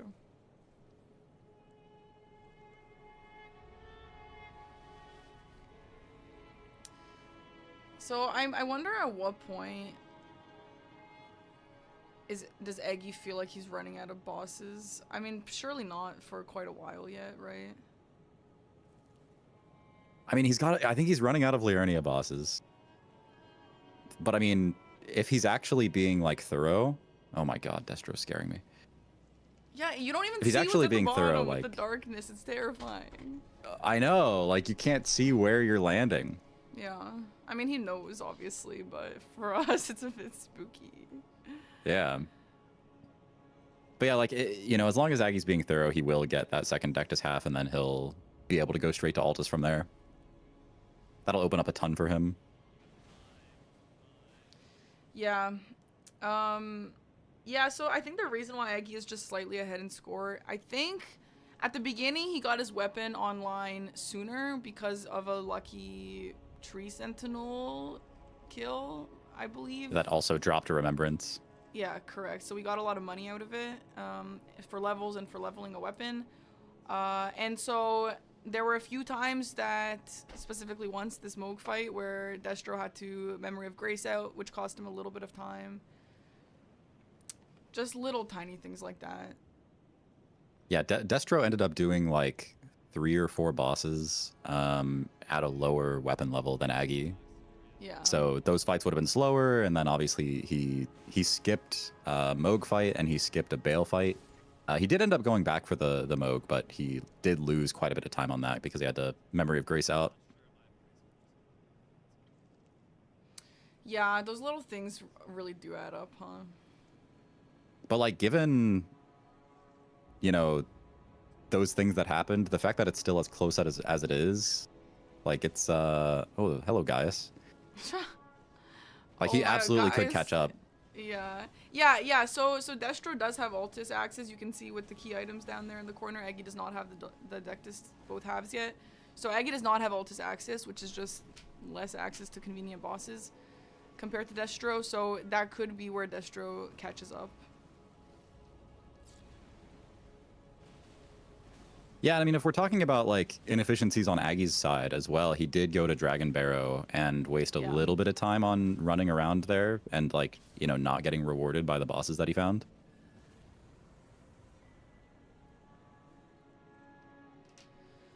Oh my gosh.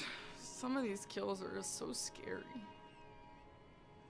Yeah, it's like they're playing so greedy for, you know, a Yeah. Deathless challenge.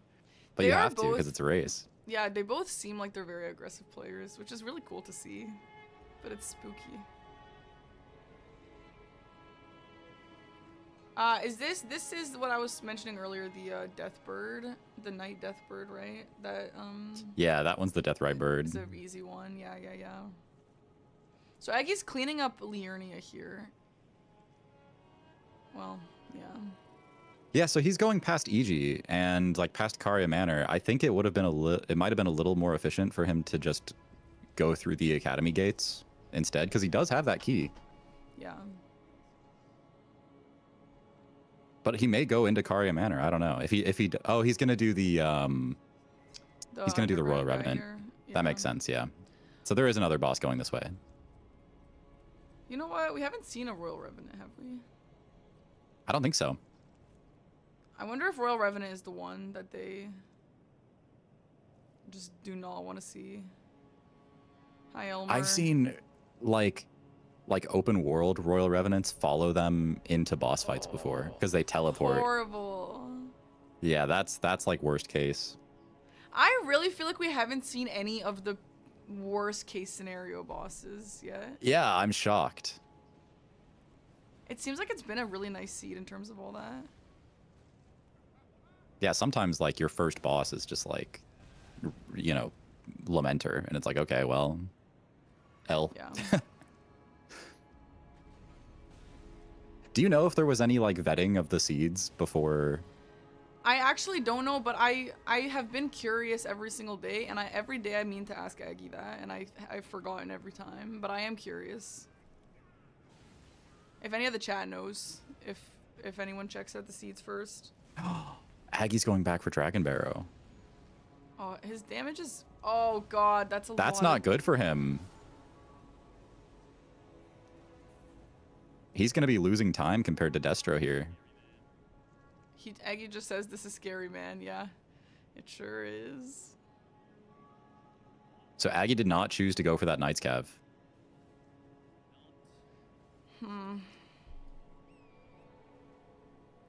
If he doesn't, that's going to be really bad news for him long term.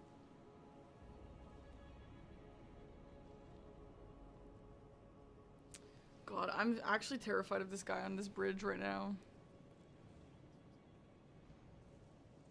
Thankfully, not the one that summons.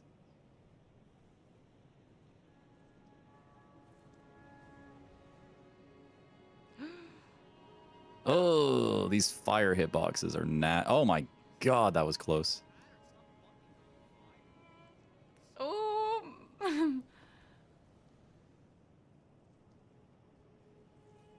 Okay, he's making sure to stay topped up on HP. Yeah, he is out of heals now, though. No, One don't more? fly! Oh, Oh, he okay. flies. Yep. Come on. Okay, there's the kill. It's good. Oh my god. Terrifying. That's a scary one. Oh, Hoosier said yesterday seeds are randomized and not vetted. Okay. Good Okay. to know. So if it's a bad one, it's just a bad one. Good luck, have fun. But like you compare how long that fight took to over on Destro's screen, like he just four-shot this avatar. Yeah. Yeah.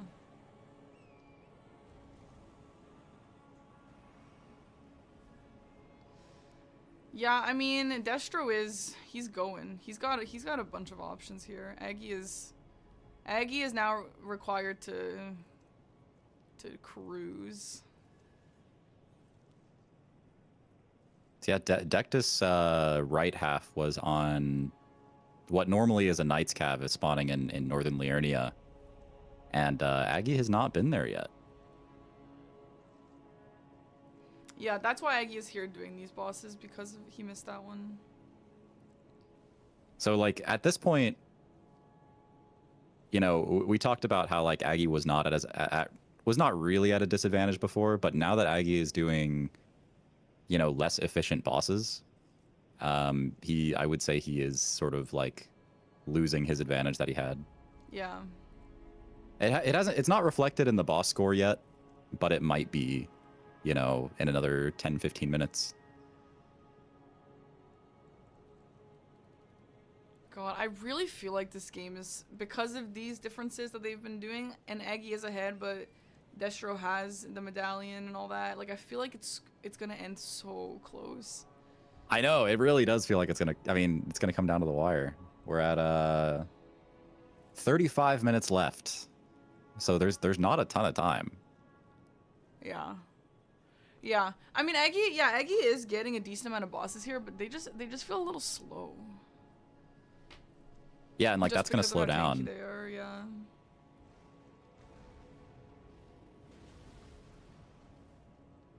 This match is best of one. This is all it is. Whoever loses this match is out for good. Whoever wins this match gets to go on, of course. But this is the losers bracket, so they don't get another chance. Good fights on both sides. Yeah, very nice. If Eggy goes back for Okay. Gargs, like, it's gonna be trouble. He's going back to Weeping now. Yeah, he's going What is back he to doing in Weeping?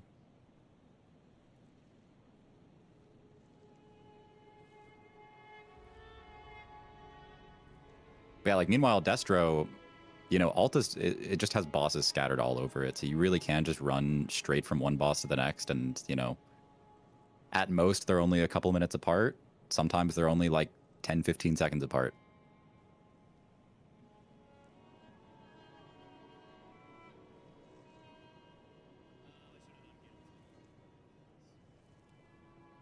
Okay, Aggie's hitting up this catacomb. He's running out of stuff to do, though. Yeah. I wonder if he'll remember that he missed the boss. Yeah, I mean, surely he makes his way to that Knight's Cap eventually. Man, it really is crazy though. Like, you miss one thing that can just change everything. Oh wait, what he's mentioning the deck does have?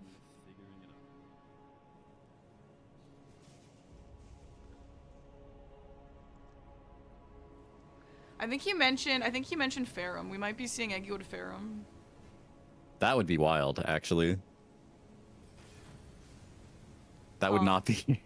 That'd be a much less efficient way than Destro took.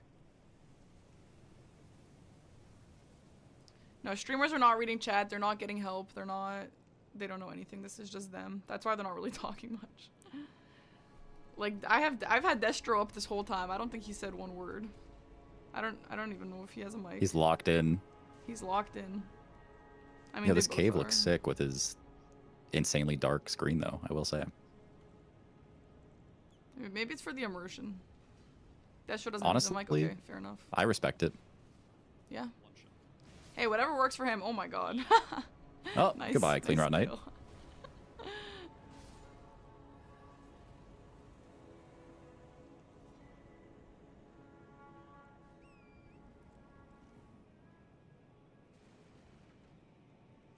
Okay, he's back to Kaled.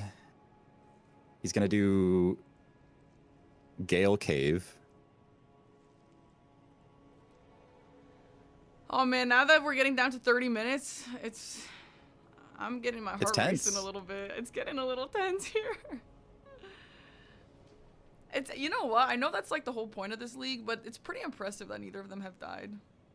In all this time, Yeah, doing right? all this crazy rando stuff. Especially now, because, like, you know they've got to be thinking, like, what does my opponent have access to? Yeah. Like, what if they got a weapon that I missed? What if they got the deck to half and I didn't, right? Yeah. Oh my god, yeah. In terms of key items, I've seen a few people ask this. You don't get bonus points for key items or anything. This is just to help us as viewers keep track of what they've gotten so that we know if they can progress or anything like that. So it doesn't really matter if they get both. They don't need to use it. They can use it, etc. Destro is going through like this is like the scary part of Altus. I've seen some situations happen in this little area before DTS. Yeah. There's like I skip at the heel. 3 bosses, including Draconic Tree Sentinel. No, Yeah, Deathless don't think. I mean, Didn't see it. do you guys like carrying Aggie? Do you want me to leave this, or do you want me to keep it? Okay. Yeah, he's going through the academy. We're going to Farum. Okay, he's talking about the nice cover placement. Okay, he's going for it. Yeah, he'll get it. Nice. And then he said they're going to Farum. Okay. So Aggie probably lost a little bit of time just from going to the Dragon Barrow stuff, like the Ghost Flame Dragon probably lost him a little bit of time. Yeah. But overall, I don't think he's lost that much. I think he's fine. Yeah. It was still boss kills and all that. Like it's not like it was totally useless or anything. Yeah. And I think maybe if they were even scoring beforehand, maybe that would have cost him, but he was already ahead, so I think that it didn't hurt him or anything like that. It also kind of makes you wonder if, like, oh my god, oh, Destro getting hit with the fire breath from Agheel, and Agheel is so highly scaled here that it almost just 2-tapped him. Oh, no way! Dude, There's no Aggie way. Yeah. getting the deck to half. This is very good for him. Holy shit. Yeah, bro was happy. Yo. Okay, Destro has stabilized this Agheel fight, thankfully. That is actually Except he's flying away again. Yo, this is what we were saying with these dragons. Oh my god, they be flying. we're coming here, but And it's like especially scary in an area like this too, where the fire can just bounce around everywhere. okay, thank God, man. Really nervous about having to do the Farum. Never done before. It's pretty crazy that the last half was on the way to the elevator here. Like 80% certain. Yeah, pretty Yeah, convenient spot, honestly. yeah. Oh my god, Go this to Farum, kill Malekith, give Warp to Ash and Lane and then just This walk out. is, I don't know. I mean, yeah, like the gap is about to get a bit farther, I think, because I don't see Aggie's obviously on his way to Altus now. But oh my I think god. like in general, Aggie's fights have been a little more aggressive and a little bit Yeah. faster. Yeah, I think I would agree, yeah. Not on every fight, for sure, but just, you know, here and there have been fights that have gone a lot faster. DTS is not Cleric Beast. That's I was reading the French name. Oh, it just looks like it's Cleric Beast in French. That's funny. It does. What is he look like called in Cleric English? I can't Beast. remember. Clergy Beast. Oh, Man or Beast something. Clergyman. That's right. Yeah. I can't turn on my mic, sorry. This is just the reality of my stream. But if Josh is a lot louder, then I would just lower him and then you can up your volume.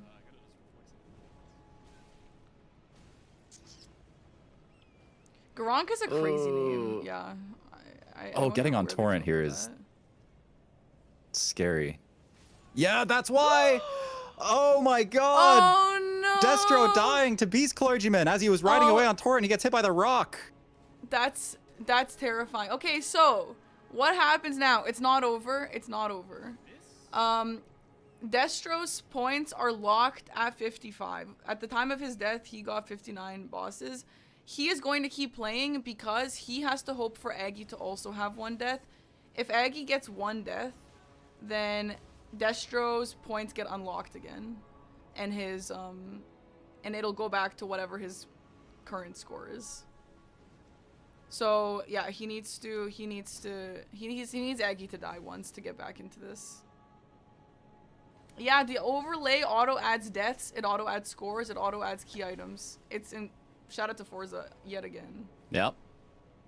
If Destro The goat. dies twice, he needs Aggie to also die twice. Like they need to have even deaths for the scores to get unlocked. And I think Destro just doesn't have the confidence on Beast Clergyman here. I think he's just gonna leave. Trying to get behind and land Yeah. just a little too It can be like that with Beast Clergyman. He's like randomly kind of tough because usually the fight doesn't last that long when you're actually fighting him at the Malekith thing. Yeah. Oh. His damage was God. surprisingly high too. Like, I mean, the attacks Beast Clergyman were throwing out were dealing a lot of damage. Okay, Normie Radon here.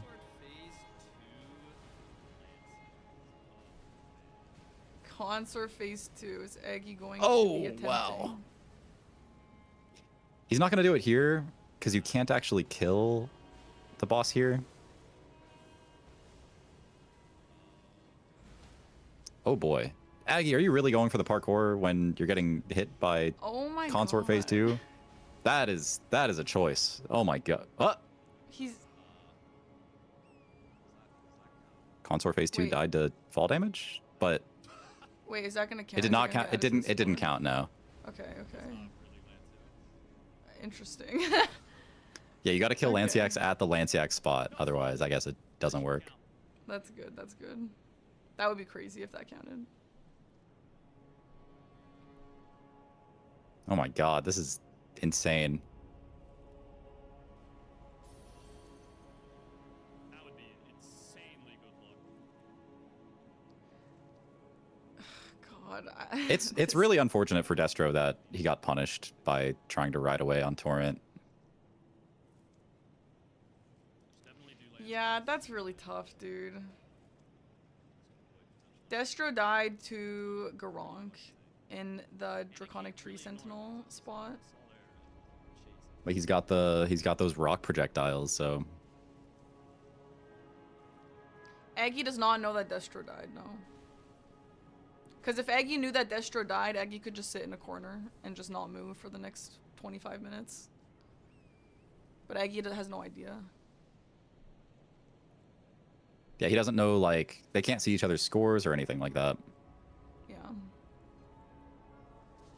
They just have to lock in on their own game with 25 minutes left. Here we have Gaius. That was a good dodge on that horrible It was, charge yeah. attack.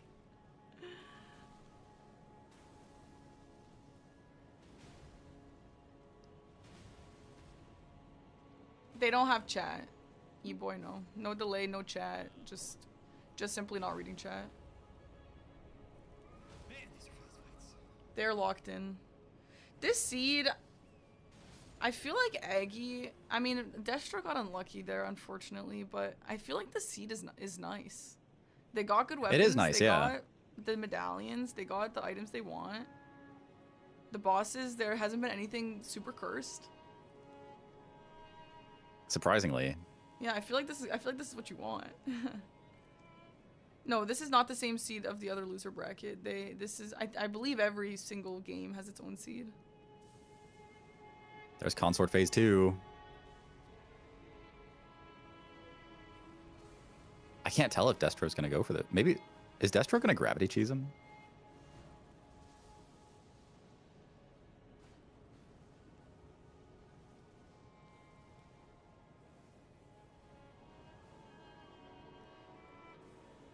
Oh my god.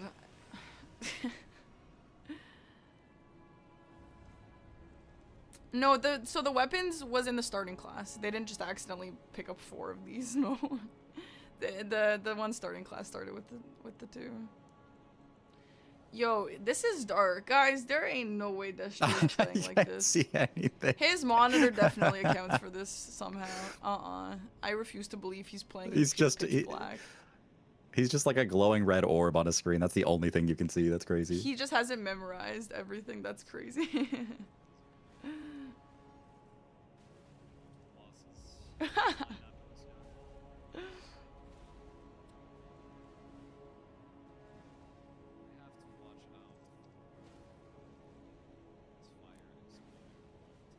So another thing here that we have to keep in mind, chat, is like greed. Like, Oh, you know, absolutely. if a seed is going so well, you're feeling really confident you haven't died. Like, I just heard. I'm saying this because I just heard Aggie be like, "Oh, I have to be careful," because yeah, you know, you could absolutely get a little too greedy with jump attacks or whatever it is, and just die like that.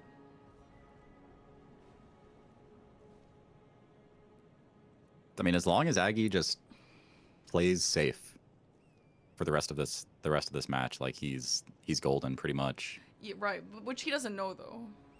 Yeah, Like, exactly. For all he so knows, his opponent could have 70 kills right now. Mm-hmm. Yeah, so if somebody wins the loser's bracket, they have a chance to get to the actual league and to win the whole thing.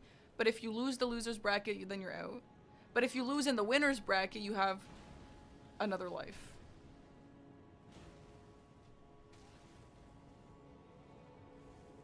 Oh, Destro getting awfully close to dying here.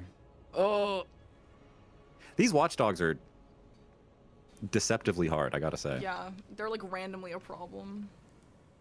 And they're you know, scaled up really highly here. You know what, Shark? Loser's bracket, you can say that, but that's what it says on the website. It's officially called the loser's bracket. Because I was also like, is loser's bracket the official term we're losing? Is that what you want to be saying? But yeah, that's the official term on the website, so. Aggie hasn't lost to anyone, but it's the top 16 are in the winner's bracket, and then the bottom 16 are in the loser's bracket. I'm shocked to see the gap is widening. I mean, I guess Destro did die once and then had to run away. So that makes sense. Well, are you shocked though? Because Aggie's like, got a he's got an aging untouchable on him. Okay, Does it he? de-aggroed. Oh, it de-aggroed? Damn. Oh my god. Anyway, That's sorry, Parky, what were you saying? That was the first cursed enemy, and we didn't even have to interact with it. That's crazy. Yeah. Anyway. Oh, that's some damage. I personally am not surprised that the gap is widening because it was already, like, Aggie was already ahead, and then he just got access to more fast bosses, right? Yeah. I think Aggie's fights have just been a bit faster.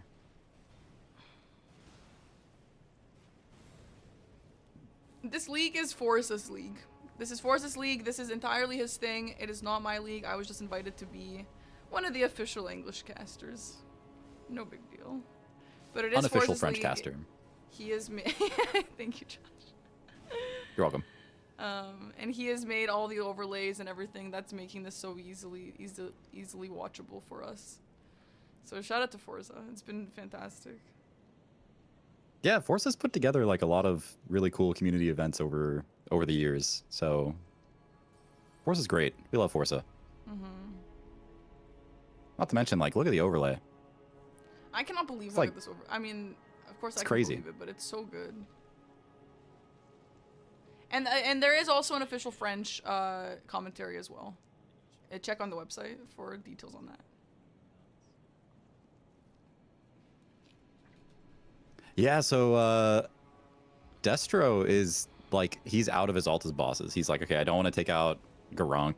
I don't have anything left to do. I am just gonna go back and, you know, do the Kaled stuff. So yeah. Destro's now doing the stuff that Aggie has already done.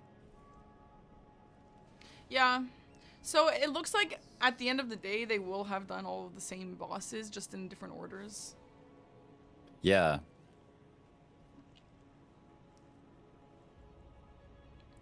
God. 69 at 141. Definitely on 86. Yeah, I mean, the big deal, like I think the big difference here is just that Aggie has not had any major time losses, like, period. Yeah. He has not had to bail on anything. Yeah, which is awesome. There's been no super cursed bosses that you just don't want to see and will force you to Memory of Grace out. I wonder if he's gonna fight the consort phase 2, or if he's gonna skip it. He hasn't skipped anything yet, I don't think.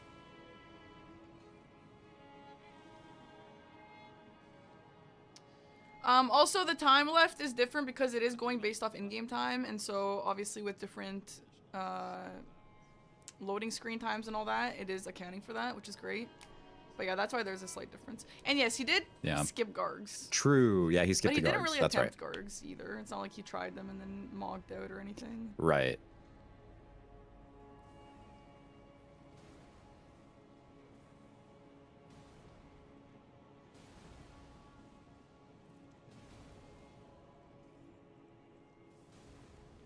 Aggie also never equipped the Great Rune. I assume he got it as well. I don't know. I don't remember where it came from. But yeah, I guess you would assume if they've done similar bosses. Oh my god, the damage. Oh my god. Nice. Knight's Cap can be so slow too. Those dual colossal weapons. Oh my god. Oh, the parkour. Aggie's told me that this is safe, but it looks so scary. Good skip. Oh my god. It's terrifying. Oh, Aggie teleported before he got the rune. Interesting. Too fast. Oh, okay. Did he get the boss kill? I assume so. I assume so. I'm not sure, but yeah, I guess. Yeah, so if Destro dies twice, he's gonna need Aggie to die twice as well. They need to have even deaths for the scores to be unlocked. Understandably so.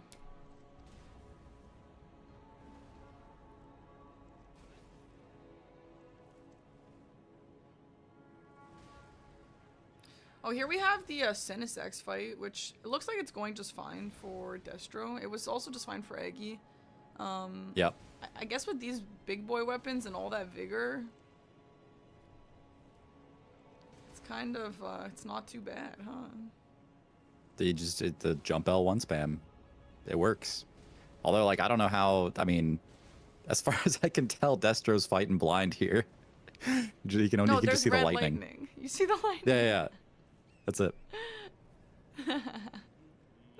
That's enough. Oh my god. I'm so curious. I wonder if he would watch these back and think, it does look really dark on their screen. I will say this sort of vibe helps. The one thing I would actually put this on for, which I did mess around with when I was in bingo, is the Lamenter fight, because it helps you see which one is the real Lamenter, because his loincloth is more red. That's crazy. I still don't know if I believe you. Well, you should, because it's true. I didn't make it up, alright, Josh? Uh-huh. Okay.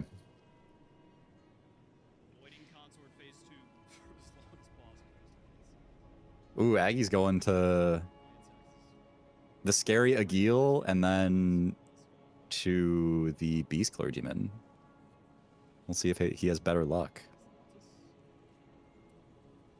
I mean, I think, like, Aggie's really practiced on Beast Clergyman. I would be surprised if he had any difficulty with it. Right, I agree, but I don't know. I mean, I'm sure Destro's also pretty practiced in him, too.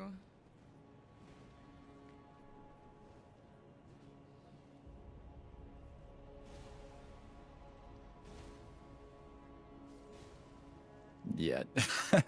Beastman of Farmazula just goes down like crazy. Never stood a chance.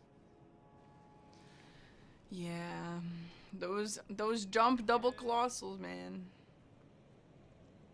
It's pretty crazy. I would be curious to see what this sort of what the seed would have looked like if they didn't get that weapon duo. Yeah, right? But, I mean, it's been pretty blessed for them. I am sure they would have just gone with the katana. TBH. Yeah. But it's not like they had that right at the start. Yeah, they would have had to pick something worse until then.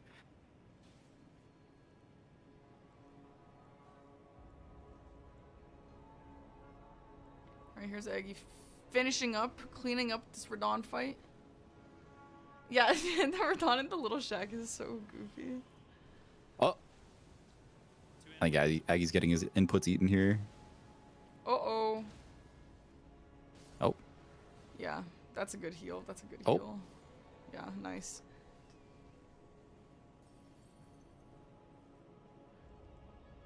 Destro's making good work of this Kaled as well. Yeah.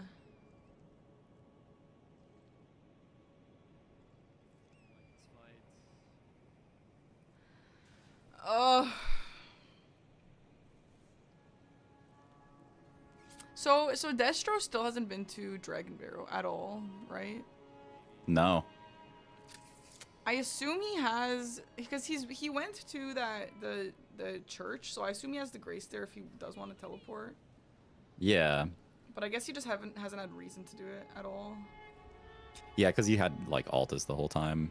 And then yeah, Dragon Bear is just so highly scaled. And I think like once you die once, you really do have to play much safer in the hopes that your opponent also dies. But like if you get a second death, like that's hard to come back from.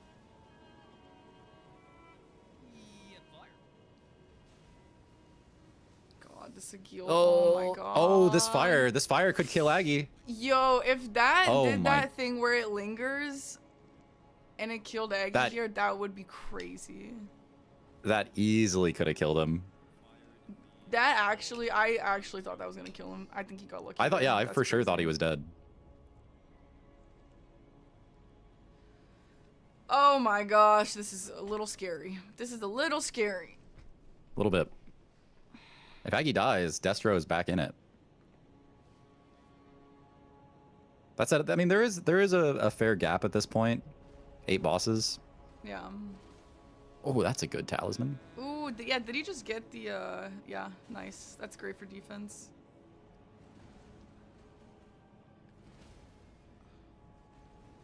Really nice for those Falling who Star missed Beast it. fight. Oh, yeah. Oh, he got the Academy key here. So they both have both key Yeah. items. So he can go to the, Academy if he wants there. It doesn't seem like the Academy is a super hot commodity.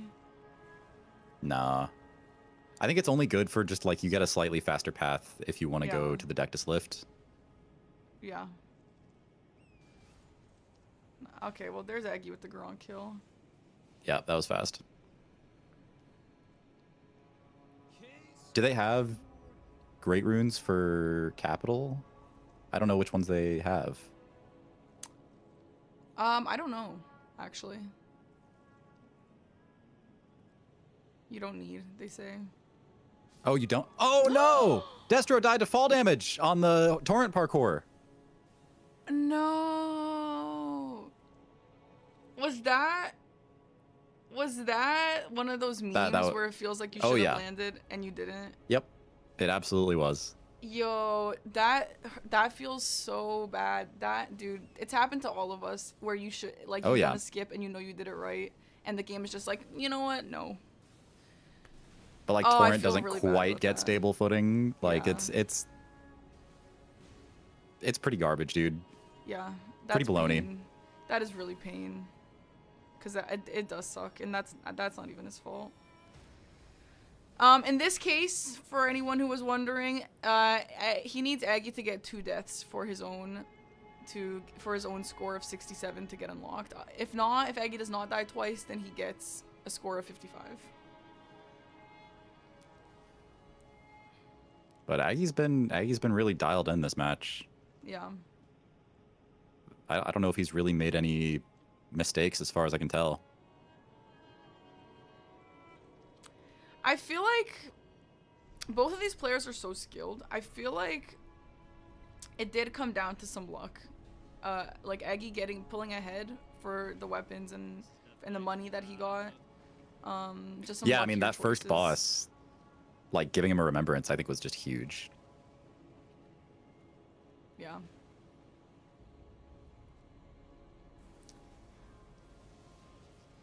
When Destro jumped to the paw, he clipped the top branch, so he dropped from the new height. That sucks. Ouch. They are running the same seed, and they are not allowed to quit out for any reason, though.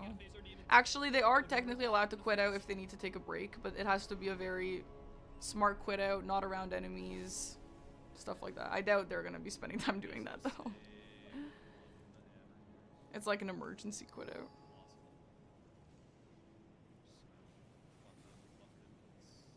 I'm not gonna lie. I think the torrent parkour deaths are like one of the biggest reasons why I decided not to do DRL. Because Oh my god. I just saw the deaths and I was like, man, that just looks so tilting. Yeah. But people with better mental than me, obviously, they chose to be brave about it. Yeah, no, it's so frustrating. Oh my god. I am curious about Aggie fighting Consa Radon here. I mean... Yeah, that's a slow fight. Oh my god. I guess Consa respawned. That's a good point, because Consa did die in Aggie's game. Yeah, it But was at maybe it didn't the matter. other Lanciac spot That's where why. Okay. where she runs away.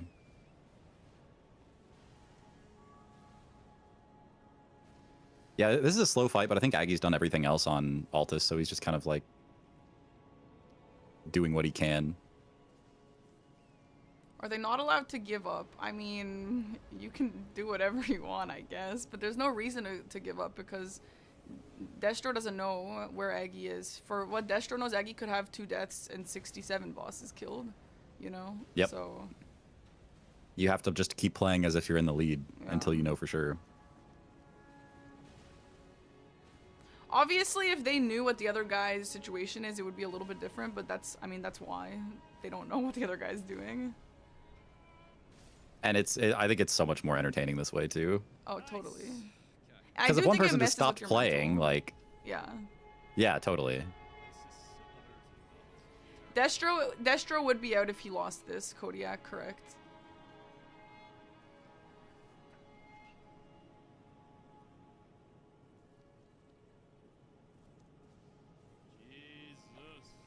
Commentators, Less how do you than feel 10 about minutes Destro's left. investment in stamina as opposed to Aggie? I mean, it obviously hasn't really messed with Aggie. I don't know if they have... Oh, you know what? Destro... Yeah, that's a good point, because Destro also has the stamina tier. I think they both do, actually. More stamina is better than less stamina, obviously, but if Aggie was fine with what he has, then I don't see a reason to have way more. Yeah, no, that's interesting because Aggie's health bar is, I think, just a little bit bigger than Destro's, Yeah. and Destro has the Morgoth's Great Rune as well. So Destro I must have a guess- lot less vigor then. Yeah, I think Aggie killing all these Dragon Barra bosses and stuff earlier set him up a little better for levels. I was wondering why it looked like Destro was taking more damage earlier. But I think it's just Oh, that yeah, his the health Great bar is a Rune's little not smaller. active. Oh, it's not active. Oh, Yeah. right, because he died. Okay, yes, of Yeah, course. yeah, Okay, yeah. yeah. I was gonna say it. Yeah, okay.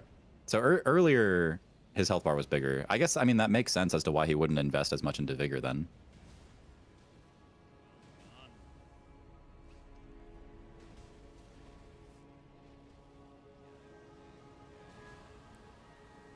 But yeah, I mean, having no stamina when you're Oh, when that's a you lot have of to dodge damage. something like this, like yeah, that's just tough.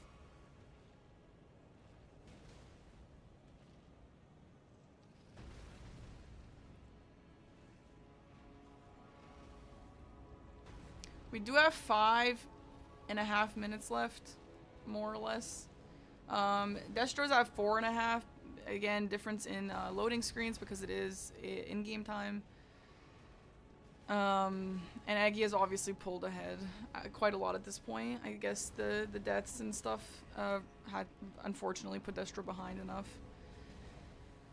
Oh man, I feel like, again, I have not participated in DRL, and these are the first of the one-on-ones anyway, but I feel like doing a one-on-one DRL and not knowing what your opponent's doing is probably very mentally difficult. Yeah, definitely. Is it like, especially if you do take a death at some point, because then you're like, Yeah. oh, I have to play so much more perfectly, and I don't know like what my opponent is at right now. So it's like, Yeah. I mean, there's a huge mental aspect to this. Mm-hmm. And the momentum too, right? Like, you're on a roll, and it's like, the momentum matters so much in every sort of competition. It's crazy. And here's Aggie with 80 deaths. I wonder what Aggie's PB is. Let me look. It was 80 deaths? 85 when we last checked. I think like anything over 80 on these seeds is like really good. Yeah, Aggi's PB is 85, which is actually crazy. 4 minutes. He's still got 4 minutes left. He's going for the Soldier of Godric.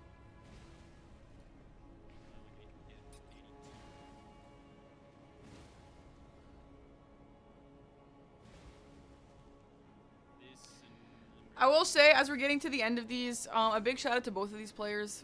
Honestly, playing this aggressively for 2 hours is really difficult to do, and it's very draining. And trying to keep smart pathing and smart choices is honestly pretty difficult. So they both played so well, and you know, when things get tilting, it's a little tough. And just a big shout out to both of these gamers. They are both so good. Yeah, absolutely. Like, gotta give lots of credit. I did just notice Destro did not actually pick up that the Great Shield Talisman, the whatever, what I don't remember what it's called, the one that makes you take like 30% less damage. He didn't Dragon Crest Great Shield. Dragon Crest Shield. Yeah, that's the one. He didn't pick it up. He doesn't have it in his inventory, so Aggie is actually taking quite a bit less damage. Oh my god, one-shotting Mesmer. One-shot Mesmer phase 2 is crazy. Or was that phase 1? The base, that's 2. That was phase 2. That was phase 2, yeah. Holy, I mean, I know he's in Rick's spa, but damn. Poor Mesmer. He deserves better. Does he?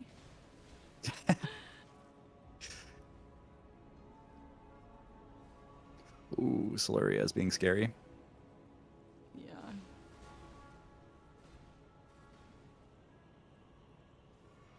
Solaria is hard. She's so aggressive. Like, she doesn't let you heal. Yo, for real, the input reading on some of these bosses when you want to heal, then in times like that, you get into that heal loop where it's like, okay, heal, oh, but she hit me. Okay, then heal again, oh, but she hit me. And then you're just cooked. Like, that just sucks. You have to just not get hit in the first place.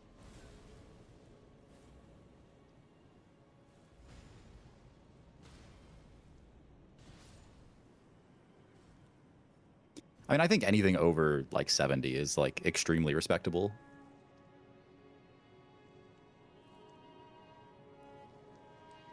Yeah, this is tough. I mean, there's a reason why you and I aren't there right now.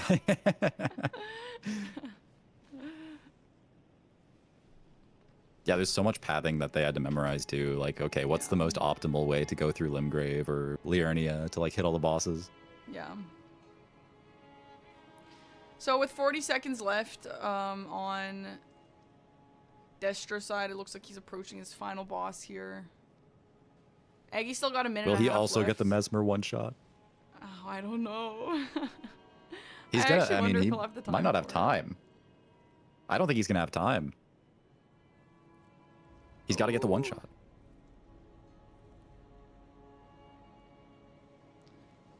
I think he would have the. It's probably one gonna be shot, Aggie's last boss as well.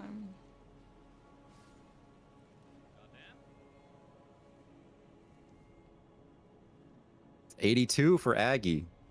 It's probably going to be locked in at 82. Okay, well... And Destro's out of time. Destro's officially out of time. Finishes with a score of 80. I mean, well, his locked score is a 55. He ended up killing 72 bosses, but unfortunately, because Aggie did not die twice, Destro is finishing with a score of 55.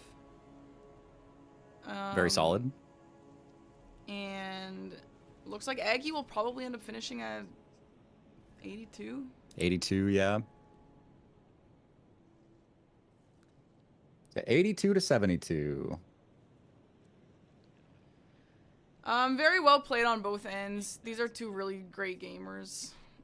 Unfortunately, stuff goes wrong in this game. Torrent memes a lot, and luck also comes into play. Both two very skilled gamers.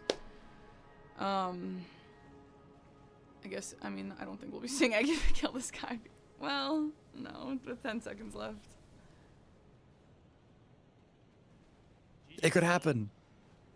There's another boss after this too. Yeah. And there it is. And there it is. Aggie finishes with a score of 82. Boss is killed. 0 deaths. to Destro's 55 locked score and 2 deaths, unfortunately. Right. Well, that was a Very lot of well fun. played all around. Yeah, that was a fun seat to watch. I'm really glad that they got some good weapons. I think that probably was really fun to use, better than something really frustrating. Yeah. Surprised we didn't see anything too cursed. I am also surprised we didn't see anything too cursed with 82 bosses and there was nothing crazy. Yeah, no curse blades, nothing bad. Yeah. There's no post-game interview. No. Okay. Well, nice job, Aggie. Nice job, Destro. Y'all played very, very well. Yeah, so Destro, unfortunately, this is the end for him in the Deathless Rando League. Aggie is going to be going on. I don't know exactly the logistics of where he's going, who he's fighting. Feel free to check out this website, Force's website, for updates on everything. It's pretty automatically up to date for everything all the time, so you can keep an eye on that. In terms of the next game, no, it's not tonight. This is a league that's going for a while. There's a lot of games happening. It's going to be multiple weeks long. I don't know if there's any more games happening today. The next game is in 16 hours and 47 minutes. It's tomorrow at 10 a.m. my time, Central. Yeah. So convert that to whatever you, or just go to the website. The website will tell you. It's the next match is winners round 1 though. Kajiro versus Holuki. I'm sorry, I butchered your names. This is embarrassing, but you know, that's who it is. Yeah, in terms of me casting, now that I'm looking at it, it looks like a lot of the spots have been filled up for the next few matches, so I can't tell you my next casting. But you can keep an eye out. We do have other good casters, Gino, Kata, Pup, Hoosier, and Dom. So feel free to keep an eye on the website and you can see what's going on there. Anything else, Josh?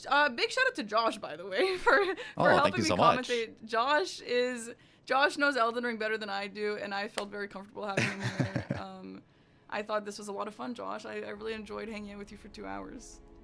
Yeah, it was a blast. Thank you, Parky. I appreciate you including me. It's always fun commentating, and you were a great partner for commentating. So a huge shout out to Parky as well. Thanks, Josh. Here's the site again. Big shout out to Forza, and if Forza has a team working on this, I'm not sure, but big shout out to Forza for everything. This has been really awesome to watch. And I guess we'll see you guys some other time. No, there's no post-game interview to my knowledge. We should raid out. There's no match of this anymore. Well, who should we raid, I guess? Oh, Hoosier is training for this. Oh, actually, okay. I was gonna maybe continue stream, but in terms of my stream chat, I'm gonna end, I guess, because it's just easier to end now and start up stream again later if I want to, just to reset everything. So if you're trying to come back for Persona 5, keep an eye out if I will be coming back later. Josh, are you streaming tonight? No. Okay. Probably tomorrow. Okay, well let's raid Hoosier, who is #1 in the for the qualifiers. He's a big DRL guy. We'll give him a raid. Huge. And I will hopefully see you guys for another casting match soon. I thought this was a lot of fun. Yeah, it was great. And you can do that. Bye, chat. Bye, everyone. Thank you guys for hanging out. This was really awesome, and it was a lot of fun. Thanks for letting me crash your stream for a little bit. We loved having you here, Josh. Right, chatters? Right, chatters? Isn't that right? Right. Chatters, right? All right, say hi to Hoosier. See you guys. Maybe tonight for Persona 5. I might not stream again. I don't know. I'll post in the Discord. All right. Bye, guys.